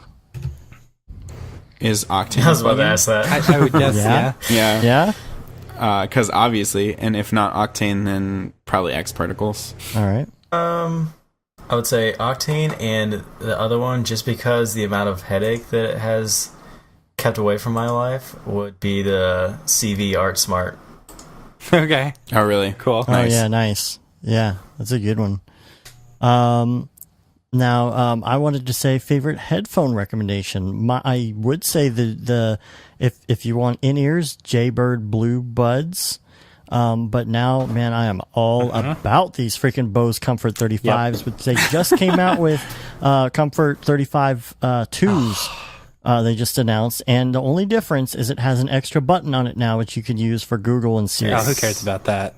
Yeah, but man, I'm telling you, God, I love those headphones. They are worth every extra penny you will spend on them. They are so much better than every other headphones out there. Yep. Yep. I got Bose too. That's my choice as well. Yep. Yeah. There you go. I don't know what the hell you guys are talking about, and I don't care. I use Apple ear pods, and if not, then I'm using these cheap Logitech gaming headphones right now. Dude. And if not that, like the Apple like Bluetooth ones, the whatever that is, the AirPods. Those look really cool and they have extremely good reviews, but they're like $170. I'm not going to pay that much for if you're going to spend that much. The Bose 35, they're $350, but they're so worth it. The only reason I want the AirPods too is because Apple took away the freaking headphone jack, and it pisses me off to no end. Yeah, but the thing is that the besides the best noise canceling ever, you can use these headphones as Bluetooth or wired. Yeah. Oh, And but I like will an tell you, you cannot use the Bluetooth when you're editing and trying to get things on the beat because there's a delay between them. And I found that out when I was editing something, and then I was looking at it back like the next day when they were wired in, and everything was off beat. Oh, that's terrible. That's hilarious. Well, at least it was all like internally consistent, so you probably just had to slip the whole thing back a few frames. Yeah. Yeah, Mitch, how about you? What are you wearing right now? Who are you wearing? Been nodding about I can't those. remember what they are though. They're like, I got them when I was with like the NFL stuff, but they have like the noise canceling and all that stuff. Yep. Very good for air travel. Yes. their noise canceling is just ridiculous. Now, they did also update these Bose headphones with a firmware update this week, I believe. And the firmware update allows a couple things. Number one, it has some different modes. So, when I was sitting next to you on the airplane, the air was blowing onto the microphone. For the noise cancellation, there's a mode where you can flip it. It's not as good, but it will ignore things in windy environments, so you don't get that, because it was trying to cancel the sound of the wind on it, and so it was getting noise back. The other thing that it does is it allows you to loop more than one pair of Bose headphones into each other wirelessly now, so that you can both watch something wirelessly from one device. I thought that was awesome. Yeah. This week's episode brought to you by Bose 35. By Bose 35 covered low. It's gonna be the morning zoo. I need some a slide whistle and a cowbell pretty soon. Welcome to Dingo and the Baby. Dingo and the Baby, yes. Weenie in the butt. All right, let's see. And then the last thing I was gonna say on here is your favorite life hack. I don't know if you have to think about it. I know exactly what my favorite life hack is. All right, I'm gonna start. This is a totally business life hack, but this is a great little tip for you if you are the type of person who deposits checks on a regular basis using your app on your phone. When you're done with it, you still have the check. But you have to hold on to the check because you don't know what if something doesn't work right, what if something comes back, but you're going to hold on to the check anyway. Here's what I do. When I'm done depositing the check, so I know if it's sitting on my desk. Throw it in the trash. No, you're supposed to hang on to it. They tell you to hang on to it. And if it doesn't work, you don't want to have void written on it or something like that. So in case you have to do it again, all I do is I go to the top of the check and I put a slight tear in the top of the check, because that means that I've deposited it. However, if I have to deposit again or take it somewhere and deposit it manually, it will still work and it won't be You ruined. could also fold it over, fold over the corner. Yeah, but sometimes that happens in transit or something's, or whatnot. But that's my life hack. My favorite life hack has nothing to do with business. All right. It doesn't have to be. Okay, so when you're shaving your beard, right? Okay. Take a whole bunch of paper towels and cover up the sink, from one end to the next. You shave your beard, you trim, or whatever with the electric razor, and then you can bundle it all together and throw it away in the trash. That way it doesn't have to get in the sink or anything like that. That is my favorite life hack. Okay, that wins. You know what? See, I end up cleaning that up with, I just get toilet paper. Me too, that's crazy. I thought I was the only one who did that. No, I just totally wipe it up Well, I with mean, toilet you paper, can also wet the toilet just paper put a in. whole bunch of toilet paper in there and then Well, that worked too. Yeah. Anyway, that's my life hack. So if anyone uses my life hack, let me know. my favorite life hack is where you're trying to peel a pineapple. You go get your butter knife and you just stick it right in there and then you stick it way up your butthole. Way up. I don't know. I don't have any life hacks. Dude, you don't have one of those pineapple slicers? Those are the best. No, I do thing actually. ever. No, I actually have a pineapple slicer. All right. Chelsea showed. Well, because of Chelsea, she showed me how to use it. Those are the bomb. But see, this was my life hack was generated by I looked over at my kitchen table and I saw a pineapple there, and then went Nice. from there. I need you to take these seeds. These seeds are really important to me. Why don't you do it, Rick? I'm I'm old. still young, and The elasticity is worn off. I've done this too many times, Morty. I guess mine would probably be would probably be I don't know. Laying a toaster sideways to make some bomb-ass grilled cheese. Oh yeah, straight up. I saw an actual little sleeve that you can put them in and put them in the toaster normal. That's nice. I guess it just collects the cheese or something. I don't know. But then all your cheese is going have to out where say, it can just sit with this natural gravity, Yeah, but I'm extremely fascinated by those life hack videos of people folding clothes. yeah, you grab the two corners and and it's done. It all magics itself. Yeah, I can watch those all day, but I'm never actually going to do that. Right. All right, now that we're reaching 2 hours and 50 minutes with this podcast. We should have just cut out that section. That was a terrible. No, I thought that was pretty good. It was fun. It's fun. Yeah, but we're not going to be able to do it with every single. Well, no, we could do it with every person. Yeah, it's just the guest, and the thing is that we've already done ours now, so we're not going to do ours every time. So, and we're going to add to that list of things. So if people have suggestions, let us know. Now in VR Corner, we've already talked about Apple AR stuff, so we can go past that. Sucks. But I'll tell you, here's the one thing about the new iPhone, Matt. What?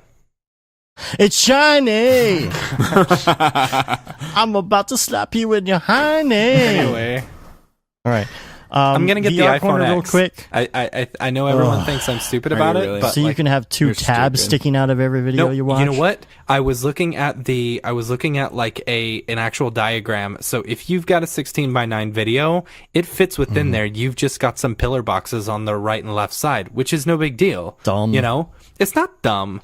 And actually, I actually kind of like that little tab thing at the top because it keeps your time and it keeps your battery and your Wi-Fi and everything right in that little corner. It doesn't take up any extra screen space. That screen space on your regular phone, I know. It's all taken up at the top. Yeah. What's the point? I don't know. I'm very excited about it. And the only thing that gets me worried is the unlocking with your home button face. Yeah. Which is whatever. I don't know, man. I'll wait for everybody else to experiment with it like you and then decide. I won't actually end up using that. I will probably just use my PIN code. Oh, that's stupid. Face is stupid. You can't use Apple Pay anymore. Yeah, you can. You can use Apple Pay now with your PIN code. No, that's dumb. Okay. VR Corner, I just finally started getting back into some VR games after NAB. Like, it's literally been that long. Yep. So I want to say I started playing the Star Trek game. Really fun. A lot of fun. You just have to learn where all the controls and stuff are. There's another one out right now called Duck Hunt. Yeah, is it good? It's pretty good. Like, I'm still playing around with it, but there are other mini games. But like, it is really fun to sit there and do shotgun, like basically real life Duck Hunt. It's kind of cool, throwback '80s type thing. I think it's only $19.95, so it's it's not. I mean, it's not the level of some of this other. What's the? I just started playing the Zero Gravity one that you guys have been talking about. What is it called? I don't know. Echo something? Lone Echo. Yeah, that one's really cool. It's fun. It's a lot of fun. Yeah, no thanks. It's actually not bad from the point of like 0Gs. I did not get the nausea that I thought I would get because the way that it's done, you don't go adrift too much. You can control some of it. I don't know. You'll have to see what I mean. But that is very good. It's very good. The textures are amazing. There's some fun stuff in there. I started playing with Gravity Sketch too. Nice. I want to do that. I mean, I still think I love Medium more. There's some really cool tools in Gravity Sketch. They're very different. Gravity Sketch is more like actual modeling, right? It is, but I'm not the biggest fan of their interface. I wish the interface was more like Medium. But there is some new cool stuff in Medium as well recently. And then there's an article I'm gonna post in the show notes as well. There's an upcoming animated series called Zafari, and it's rendered completely in Unreal. So cool. They're basically taking the render process, so to speak, out. They just animate it and it's done. Just an interesting way of thinking about things because, children's cartoons don't have to be 100% realistic or fully rendered in Octane or something. Dude, so I'll tell you what, interesting take. I have been watching. So, I got a 4-year-old, and Mitch, you may agree with me on this because you got a young one too, right? I've been watching so much cartoons lately, and some of these 3D animated cartoons, and it's like, if I was to do that, I would almost have to like I don't know it would be so realistic. It's like right. I have a hard time being like, well, why did they let that pass because it looks kind of crappy? Oh, you can see the intersection of that geometry or something, but it's like or the like grass is just a texture and there's no real geometry. Or you see the repetition in the actual grass, You see Yeah, repetition in in the some of the textures and stuff, and I'm like, how did they let that pass? But I don't know. It's interesting because whatever. Anyway, just a thought. All right, so guess what it's time for? People, where do you get that Grebo? People, what's up with that guy? Anyway, all right, let's do this. Such a Debbie Downer. I know. All right, so... All right, I'm going to his September Tumblr. 12th. Home. yeah, we're going to go to... These are all on Facebook this week, so it's fine. Okay, so if you're following along at home, this would be September 12th, year of our Lord 2017. We're gonna look at one called Home. Now, I already have a backstory for this, so I want to know what you guys think. Home, it's September 12th, year of our Lord 2017. If you're following along, gotta go back at home. a while. What does it look like? It's like looks like a cow and a cornfield. Cow? Yes. Oh, okay. I see it. Yes. Now, I'm going to say right off the bat what I think about this, because we've been going along with the storyline, dystopian universe. The Earth is in shambles. They're colonizing other planets, trying to get oxygen. We're going over there because, of course, there's pollution and stuff going on at home, including methane from the cows. And so this is back at home. There's still the cows sitting there in their methane. And that's my personal backstory. I'm going to disagree with you on this.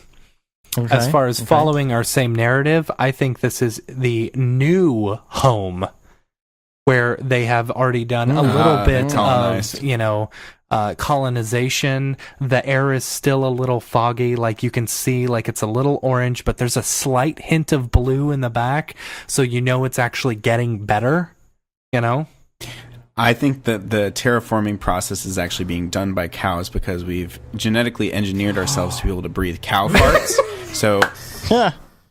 So this is a new atmosphere that's just, Well, David, if you're not going to take this seriously. I'm being extremely serious right now. It's cow farts, dude. Cow farts. Yeah. That's our issue on this planet, but we've solved it on, maybe we've made Earth like habitable, but also we're terraforming. But with no, cow keep farts. in mind, there's only one cow here. There's one cow. Maybe, we've realized that the abundance of cows on Earth with all that methane caused a problem. So the fact that there's only one cow here and enough hay in order to feed only one cow, but all this other grain. Maybe we've actually engineered a super cow that just constantly farts for its entire lifetime. So it only takes one cow to terraform a world. So this is like the farty cow. Farty cow. You should change the title. Farty McCow cow. Farty McFarterton cow. Right. How do you guys think you did the fog? Do you think it's a depth mat, or do you think it's an actual fog volume in there? Probably a fog volume. Because you know why? I don't think he took it that far. It looks a little blur. Like it looks like the fog is not only like changing the contrast, but it's also blurring the background through it. Things are actually getting a little bit more. I don't know. I feel like that could have been easily done in Photoshop. Could have been. I think that he started using fog volumes for the most part. So cool. Are we ever going to have Beeple back on the show, and we're going to do Beeple's People with Beeple? Well, I told you it's Beepleception. All right. Ding. What's next? This next one is Hydrometer. So if you are following along at home, September 19th. Hydrometer. September 19th. Dat Voronoi fracture dough. You got the Voronoi, the macaroni fracture. The macaroni fracture. By the way, one thing I'm noticing a presentation right now that I specifically call out the fact that we all call it macaroni. Perfect. Fracture. All right. Just letting you know. I'm going to get that going. Hydrometer. Let's talk about... One thing I'm noticing, this is not story-wise, but in terms of technical whatevers, if you look at the flare and the bloom there, he's got the little streaky streaks on, like 6 of them per and that your light. stock. And then, stock camera bloom or whatever with the 6 streaks? Maybe. I don't know if that's stock. Let's see. Here, I've got Octane open right now. If I go to post-processing, the glare amount is set to 3 by default. Yeah. And yeah, so he probably pumped it up to 6 and then increased the power there. And then the other thing I'm seeing is, do you see how the highlights are like moving from like white to yellow to green to kind of pinkish on the outside? Spectral intensity, spectral shift. Oh, okay. Yeah, spectral shift and intensity. I've been using that a lot too. Like my favorite. It's kind of, it's awesome. It's kind of like chromatic aberration, but it works more for the lights than anything else. You know, when you're doing planet really atmosphere, if you crank that stuff up and you get it the right kind of like area, it sells it really well. Yeah, that's awesome. Looking at Hydromator, right? The one with the giant Hydromatic. Yeah. Yep. Okay. Systematic. Okay, so as far as story goes, oh man, as far as story, I think this is the actual terraforming process. It's how they get water into the air. Hydrogen. I'm now starting to wonder if he is actually listening to the show and building along the story. Right. Adapting as it goes. Right. I mean, it can't not affect you if you're listening. So to what? It, right? They basically he has a big ice block and he's using the melting process to create. All right, I can follow that. I think it's it looks like crystallized crystals. hydrogen. It looks like crystals to me. No. That's totally ice. Hydro. That means water. That means water. If it's ice, why does it like have chunks out of it as if it's like, it almost looks like a big old crystal formation? Yeah, low gravity, dude. Low gravity. That's why the things are like flying up. No, I know, but I'm just talking about the main form of it. I'm not even talking about the particles coming off of it. You know, I'm talking about like it looks like a big old quartz crystal. Yeah. You know. Have you seen a ice block before? Is it perfectly beautiful? Yes. Is it perfectly clear? Go look at a glacier. No. I'm talking about the form. I'm not talking about the blurriness of the reflection or anything like that. I'm talking about like the actual physical form of it. It looks more like a crystal to me than, you know, how it's got a big chunk out of it. Though I guess ice could also have a big chunk out of it, you know? But I'm wondering maybe if the new French Monkey scratch kit has been used here. That's a good question. Yeah. Scratch kit, is that what it's called? Yeah, scratch something or other? Smudges. Yeah, there's smudge and scratch. Yeah. And a bunch of other stuff. How do you think he did the stuff on the inside? Because that looks really good. Like, it actually looks like broken stuff on the inside. Is that part of the macaroni fracture? I mean, yeah, maybe in R19. I think so. That's cool. Yeah, there's a lot more you can do with it now in R19. Trust me, I've been researching it all weekend for a presentation. There's a lot of cool stuff in there. Have you guys, by the way, messed with MoGraph weight maps and macaroni fracture? It's really cool. With the weight paintbrush.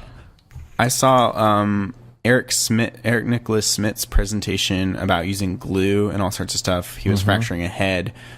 Looked really realistic. There are a lot of more interesting things you can do with it, and there are ways to add like additional like chunks out of the geometry, like on the inside, so it doesn't look like such a clean cut. Because that's one big issue with the initial macaroni fracture is that it. Do you like how deadpan I say that? Yeah. Is that it looked like way too clean in CG, so they've got a lot more interesting ways to alter that. With the detail and noise, you can add any kind of noise you want to those inner pieces. Like it's really cool. That's cool. Yeah. Tutorial. So let's go to September 23rd. This one is called McDonald's 2185. Yes. Okay, do you think that's a giant pig, or do you think that is like a place where they are holding, like, is it an actual gigantic pig, or is it like, or is the person really small? Yeah, it's just like a miniature version of Earth. Or is it like a statue, you know, that they're No, I mean, I think this the was McDonald's thing. I think this was like phase 1 of when they were trying to figure out how to farm like the cow farts. They were doing like pig farts at first, It's and they were straight making from like the giant gut. pigs. And they were No, like, see, see that yeah. big Pure fart. Greeble ring around him? It just like squeezes him until he farts a lot because bigger things No, would see, have y'all bigger got this all fart wrong. bladders. Y'all have this all That's- wrong. Are you not noticing the McDonald's sign on the side? It says McDonald's How do they 2185. make yeah, so you don't understand. This is for food, y'all. Yeah, but I that What is that understand that. Yes, That what they're tube is doing. what- There's an pumps episode out of The the fart. Office that David hasn't seen, where Dwight is talking about he figured out a technique to get pieces of horse meat from the horse without killing the horse. Little pieces at a time. So what I'm thinking is going on here is, first of all, they managed to manufacture this giant pig. It's the only pig that they need for all of McDonald's. They put VR goggles on his face, if you notice, so Yeah. he doesn't know where he is. Yeah. This is actually know? so messed up. This is like the next evolution of what they do to chicken. You know how like That's- chicken and pigs, they're in like yeah. these really small pens, and now it's like okay, like it's ethically okay because they're watching VR. Right. So they're experiencing their pig lives. It's like the Right. Matrix, Yeah, basically. totally. They've got the wires going to his neck because that goes to the right sensors in his body and his brain Yeah. in order for him to not know that he's not actually moving or doing anything. Right. But he's standing Oh yeah, there, and the because you can reason see he's the big- giant tube coming from the big circle thing all Yeah. the way out. Yeah. Right, But- and it's going to the McDonald's thing. And what that's doing is that's slowly taking the ham out of his belly. Right. And it's going to McDonald's. But what's happening is it's doing it in a way to where he's regenerating. Yeah, And they're yeah, feeding yeah. him water and nutrients through all of the factory tubes and those tanks. Right. And he's regenerating, so they're constantly getting ham out of him But to feed to McDonald's. yeah, so and like this is actually all for the McRib too, because Oh yeah. that and the ham from the because they've had such a big need such a big supply of Egg McMuffin ham. Yeah. Yeah. McRib is back, dog. Full force. Mitch, what are your thoughts? I'm going with the squeezy farts. I like that. Squeezy farts. All right. I mean, wouldn't the tube just go directly in his butt? No. It can go yeah. straight to his gut, though. There you are. Yeah, straight to his gut. Yeah. Interesting. Maybe the VR is what's like, activating the farts. Like maybe it's like he's watching some kind of the worst video people's that's people making him ever. feel especially Wince. gassy. Yeah. Like I don't know. It's like how if you yawn, then that makes someone else yawn. So maybe he's just watching VR of like lots of pigs farting in his face. Yeah, that happens to me all the time. Yeah, it's a weird dream Yeah. that I have. Anyway, Oh man. that was awesome. Was it? Is Was it? As I always, far as, yes, I always enjoy the people's. as far as how it's put together, like okay, the texturing on the pig. Now let's say we got the cow and the pig. I think Beeple has come across a rather nice pack of animals models, but I think like it's almost clay looking. Like there's Yeah, not I wish necessarily the fur. would be better. Why didn't you make it better, people? Well, that's the thing. Maybe it's supposed to be a plaster pig, Yeah, see, There that's you what I go. was thinking. But I mean, why would you I go mean, through all this trouble?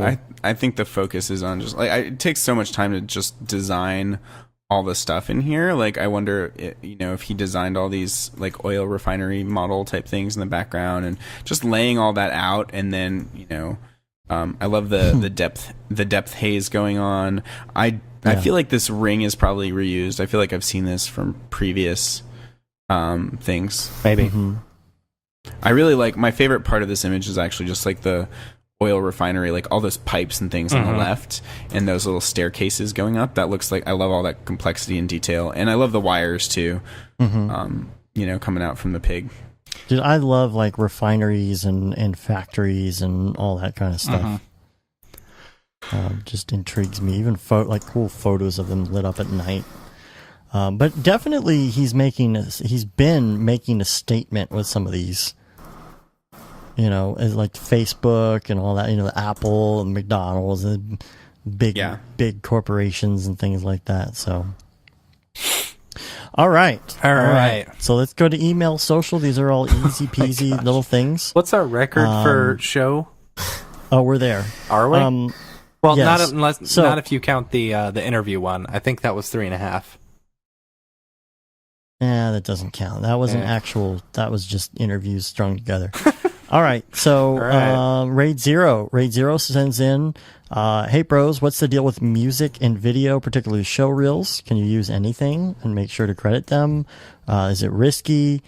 I couldn't really find anything on the subject, and people seem to be using better quality music than like Audio Jungle. P.S. Can't wait for the Coolfire episode. Miss you guys. Nice. This was actually a subject in the subreddit. Coolfire shirts are on sale for only a mere $150. Get them today. Order now. Order now. Here's what I say about that. Number one, most people just put whatever song on their reel, and it's not a problem. Yeah. Unless there's a huge copyright constraint, you can actually go onto YouTube, and YouTube has a list of approved songs that you can find. So if there is a song you like, you can go on there and see if it's going to give you issue, if it's going to say, okay, you can post this, but no advertising on it, if it's going to be restricted with no audio in certain countries. You can do the research ahead of time and use copyrighted music on purpose, and YouTube is okay with that because they've done deals with those labels, you know. So for instance, even though this was a huge pain, but even though we got permission from Deadmau5 himself to use his music, we still had copyright problems with automatic copyright stuff in YouTube. And even though I disputed it twice, they said if you dispute it again, you're going to get a strike against you if you don't win. So all I had to do was say, okay, don't allow advertisements on this and allow you to put your own little advertisement link on it. So there's compromises. I have an answer to this. Phil, it doesn't matter. You can use whatever the hell music you want, especially if you're posting to Vimeo. Yeah. If you're posting to YouTube, then it's going to get tagged with an ad. But if you're posting to Vimeo, which everybody does for their reel, it doesn't matter at all. Just credit what song you used in the description. I recently watched like both Learn Squared reel reviews, which were cool. But they were talking about the same thing, and the gist is just use whatever music inspires you for your reel and fits, and the bigger question is like what specifically to use, like whether it's going to be dubstep and you're going to go with the trend or whatever it is. And justice. That's, I feel like, yeah. But yeah, no, I don't think that it's risky at all. Word. Because the thing is, you're not selling anything. You're not making money off of this. It's just a solo artist kind of. Yeah, but they would argue with that where people could listen to the song in full if they wanted to for free. That's why it's still an issue, which is why I don't understand why Vimeo doesn't have any copyright policy or like takedown notices. I don't understand why that isn't a bigger thing on Vimeo. Maybe because they have, I don't know, do they have a deal with? I don't think so. I don't know. I mean, you pay for Vimeo, so this was actually kind of a heated debate on the Cinema 40 subreddit. Someone actually said, how do you guys deal with music and show reels, and actually Trevor Kerr said, just use whatever music you want, if it's a small case and you're not selling your demo reel for profit, and someone else was like, it doesn't matter if you sell it or not, you're violating someone else's rights, maybe you're lucky, but and it's like, some people are some people get really up in arms and really ethical about it, but I don't care about those people. I don't know. People are like, I don't own the copyright for this. I'm like, but it doesn't. You don't. If you state that you didn't write this and you don't own the copyright for that, it doesn't change the fact that it's copyrighted. Yeah, I mean, I think you're limiting yourself by using copyright-free music, or like if you go to some stock site or whatever, the quality of that music is going to be less, and you're limiting the potential of your reel.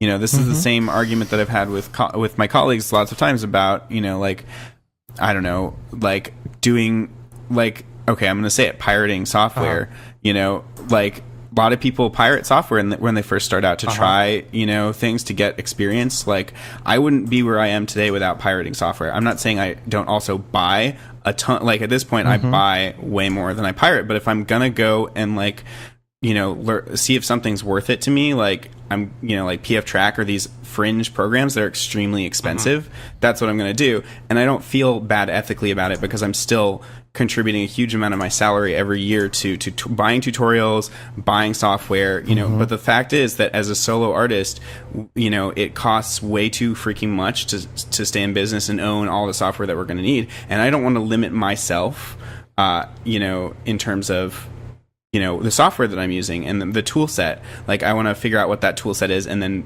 buy the things that I really love after the fact, That's my personal mindset. That might rub a lot of people the wrong way. A lot of people are like very like, don't ever pirate, But it's like if it's like some big company, like Autodesk, 3ds Max that I use to convert models for Cinema 4D, then I don't have a problem with that, But if it's like you guys and it's your plugin, I'm gonna buy your plugin. If it's someone that I know, and then. Or like, for instance, Cornelius Domrich's thing, like, it was hilarious. Like, he, in the imagery, like, wrote, like, in the graffiti, it's like, hey, CG Persia, I used to be one of you guys, a pirate sailing on the seas, and, because he knows it's going to go up there. But he's like, think about buying this because I hate my clients. Most of them are jerks and I don't want to work for them. I just want to make this kind of stuff. And so that inspires me and other people to actually buy those things because we want him to make more of that and we want him to make bank, creating that kind of content. That's why I like Patreon. That's why I'm getting on board with a lot of people in their Patreons because I really like the content that they're making. And yeah, I forget what else I was going to say about that, but you get the idea. I don't know. I agree on the whole using music and I do use music in my reel. I don't see it as that. I don't know. It's kind of been a thing about our industry is we've kind of just done that, unless you're a big studio. I don't know. But there's a Twitter that I follow called For Exposure, which I really like. And they post all this stuff, let me find it. Exposure. It's all this stuff, like, people are like, oh, can you do this for me? And like, yeah, I do commission work. It's like, oh, for a price? Oh, okay, I'm out, And it's like they kind of show a lot of this stuff, and I don't know, it makes me second guess whether or not we should be doing that. But I don't know, it's like such a small case. Oh, that's what I was going to say, is that I've known people that have let their ethics get in the way of them. Like they're like, I won't pirate a single program, and so they're stuck using just After Effects or just using whatever it is. They don't know how to use Photoshop. Yeah. Dude, none of us would be here if we didn't pirate Adobe products from the very beginning. And now pay for it through Creative Cloud. And now pay for it, yeah. And that's part of it's also on the companies to make, it more attractive or easier and more convenient. It's like, yeah. But Adobe has actually admitted that that's the reason for the success of Photoshop. Mm-hmm. Yeah. And I think I do think that Cinema 4D should enter a subscription model at some point because that price point is so extremely high for a lot of artists, One problem you also run into, and I actually found this today, like, for example, our theme tune, that we use for Brograph, it's one that we bought from, what was it? Premium Beat or something like that? Premiumbeat.com. Yeah. And so, like, today I was looking through Premiumbeat.com. I was looking through reviews of like this really nice like remote control for a TV, Premiumbeat.com. Thanks. Oh my God, stop. And I was watching this review and it's like, oh, that's our theme song right there. All right, someone is using the exact same music. It was a big 3D, possibly Octane rendered version of a remote control, and I'd like to say that they listened to the show. I don't think so. And they actually chose that in homage, and Nah, I don't think so. Anyway. I think because it's a really good song. Anyway. Neil Copeland says, hey bros, love the podcast. Thanks for all the great interviews and content. It's made my journey from 12 years on a Mac into PCs, and Octane seemed less painful. I have a question about keeping Windows machines up to date while keeping my programs stable Octane, Cinema 4D, etc. For example, I can't use Premiere Pro 2017 because I get an error message that says that Premiere can't find a display module and I need to upgrade my graphics driver.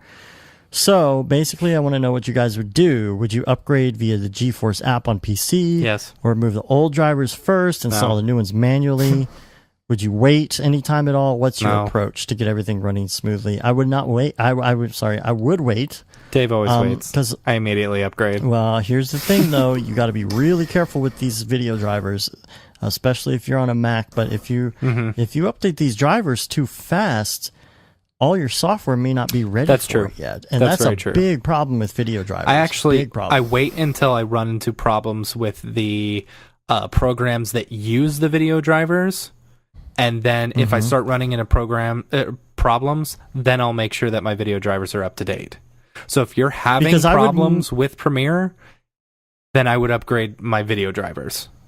Yeah, but here's the thing. I would much rather stick with the old version of Premiere than screw up my Octane. Because who cares? You're going to edit something either way with Premiere. There's nothing so incredible about 2017 that you just can't wait to install it a little bit. You know, just wait for Octane to update with the corresponding drivers and CUDA and web drivers, blah, blah, blah. And then you can get Premiere. You know what I'm saying? Like, if you're a big Octane person, you don't want Octane to stop working so that you can, you know, I don't know, use the new title tool in 2017. Yeah. Like, who cares, right? Like, I mean, just make sure you do the research on it first and make sure it's all compatible.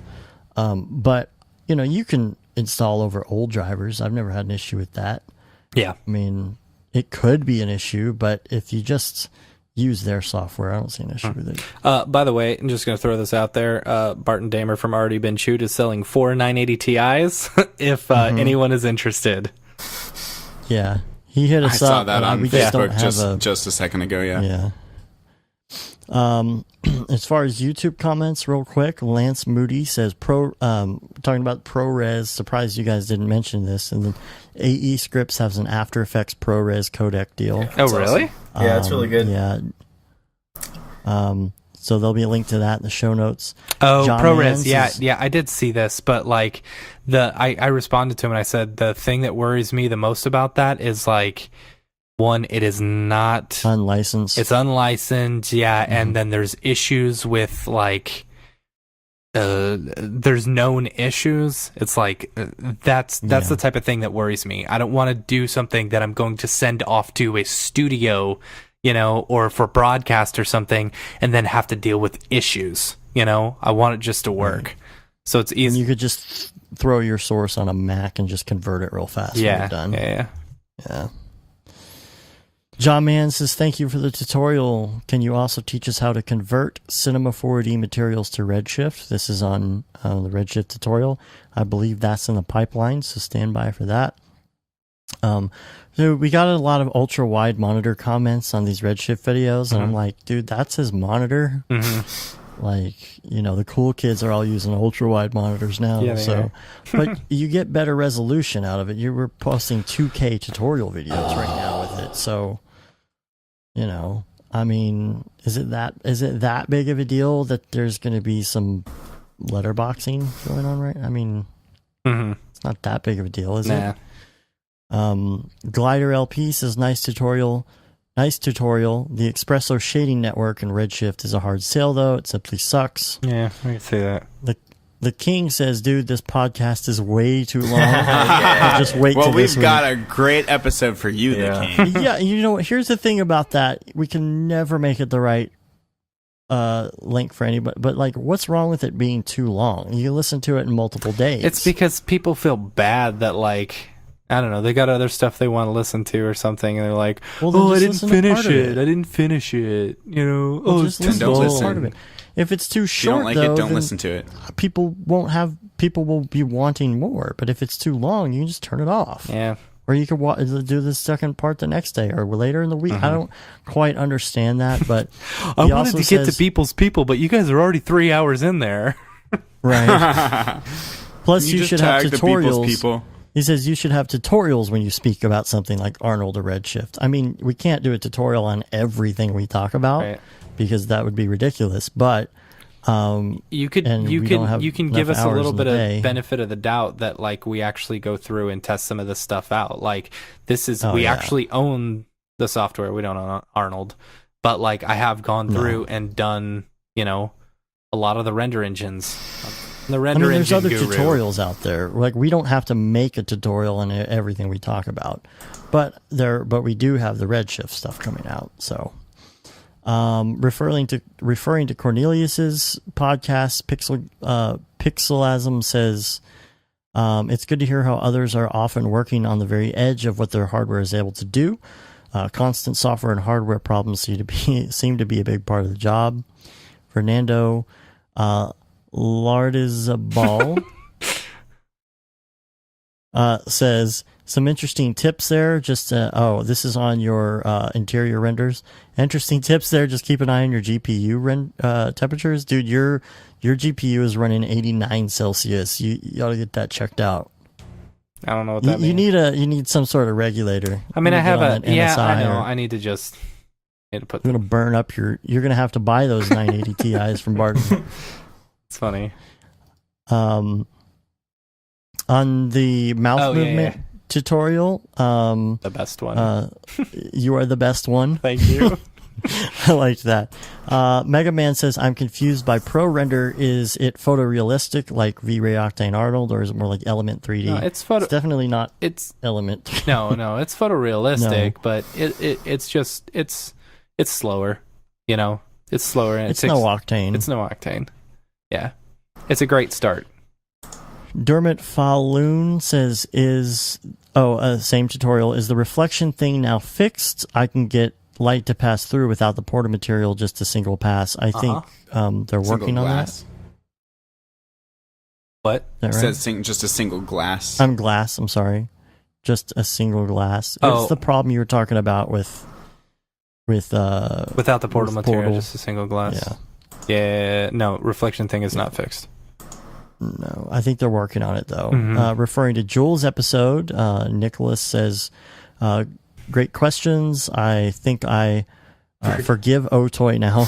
But GD, listening to Jules, he is one of the smartest and nerdiest guys I've ever known in my life. Mad respect. Respect.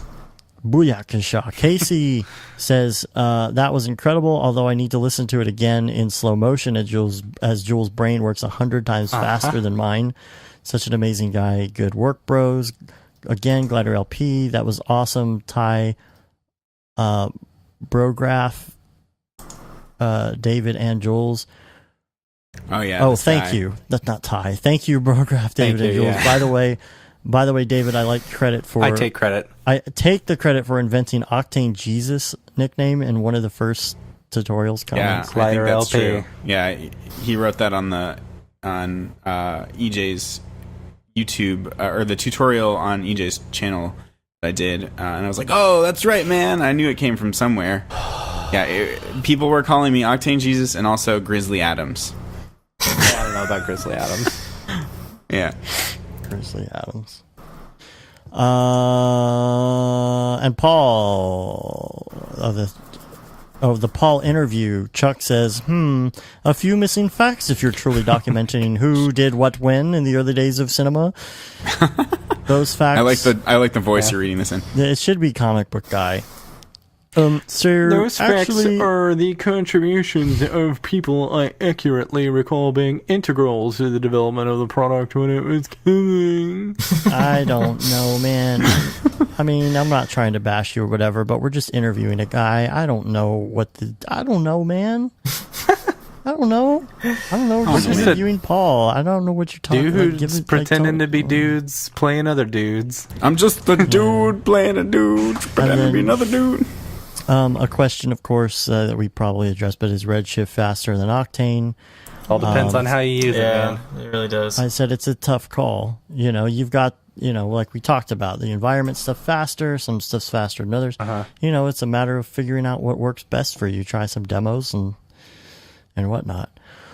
Oh my gosh, guys, 3.5 hours. And we still, Yeah. and that's without the interview placed in. So, you ready to get out of here? You were waiting all episode for that, right? The whole time. Oh. Well, now you know where to place it. You don't got to make a marker at all. No, we'll just play it like that. Awesome. No, I didn't. All right, go you can through rate it, us on didn't record. iTunes. You can leave a review, subscribe to us. I'm just going to run through this. We got a newsletter out there. You can say you've been there, done that, got the T-shirt with all the T-shirts we have. We're on The No Facebook. Brograph tee. We're on Facebook, Twitter, Instagram, and of course YouTube, Brograph.com. Mitch, thank you for hanging in for 3.5 Thank hours. you, dude. No You're such a problem. trooper, Anytime. man. Dude, way to go. You can say that you've been on the longest podcast episode we've ever done, Brograph ever. and that's probably Yeah. even counting the interview ones. Well, Right. I got to see This if we one got has any an interview new too, right? reviews. No, we're done. We're, We're outta here. done. Done. We are done. Done and done. Don't It's ever 1 o'clock in the morning. talk about this anymore. Oh, gosh, man. They totally, messed up all of... Ugh. All right, well, we're going to get out of here. Until next week, I'm Dave. I'm Matt. I'm David. And Mitch. Coolfire. Have a good one. Later, bros. Bye. Later, bros. Later, bros.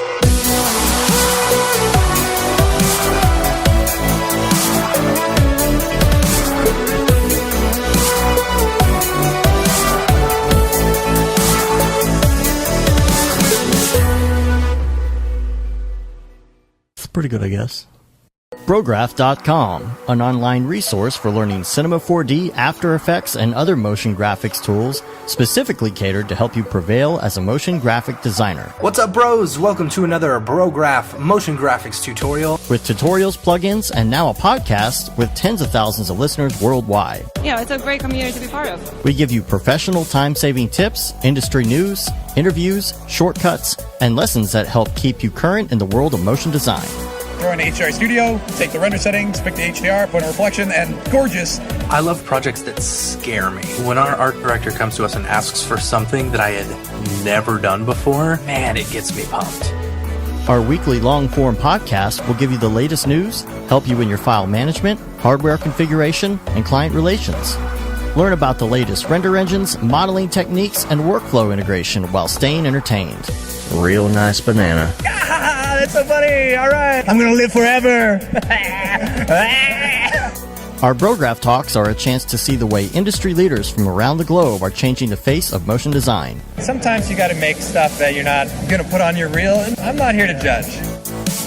The podcasts and talks include people like Beeple, Barton Damer, Nick Campbell, Andrew Kramer, David Ariev, Chad Ashley, Paul Babb, EJ Hassenfrost, Mitch Myers, Chris Schmidt, Jules Urbach, Cornelius Dammert, David Brodeur, Andy Needham, Caitlin Kaju, Zubair Parker, Noseman, Ryan Bean, Casey Hupke, Nick Lyons, Sage, Joey Korenman, Jeremy Cox, Rick Barrett, John Dickinson, Matthias Omatola, Patrick Goski, Brandon Clements, Steve Teeple, Tom Glimpse, Patrick Longstrom, Julia Simone, Devin Coe, Al Heck, and even Deadmau5. You get that render done.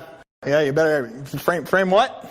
Our Brograph breakdowns go behind the projects and give you an insight on what it's like to manage and maintain your own personal business or work for a large company.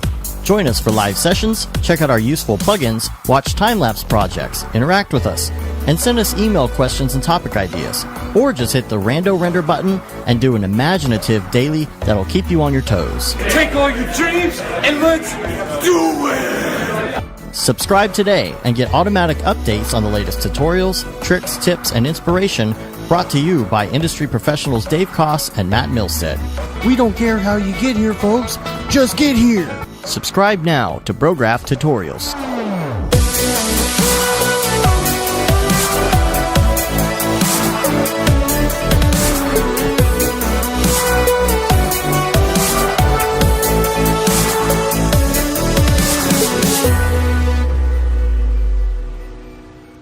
It's pretty good, I guess.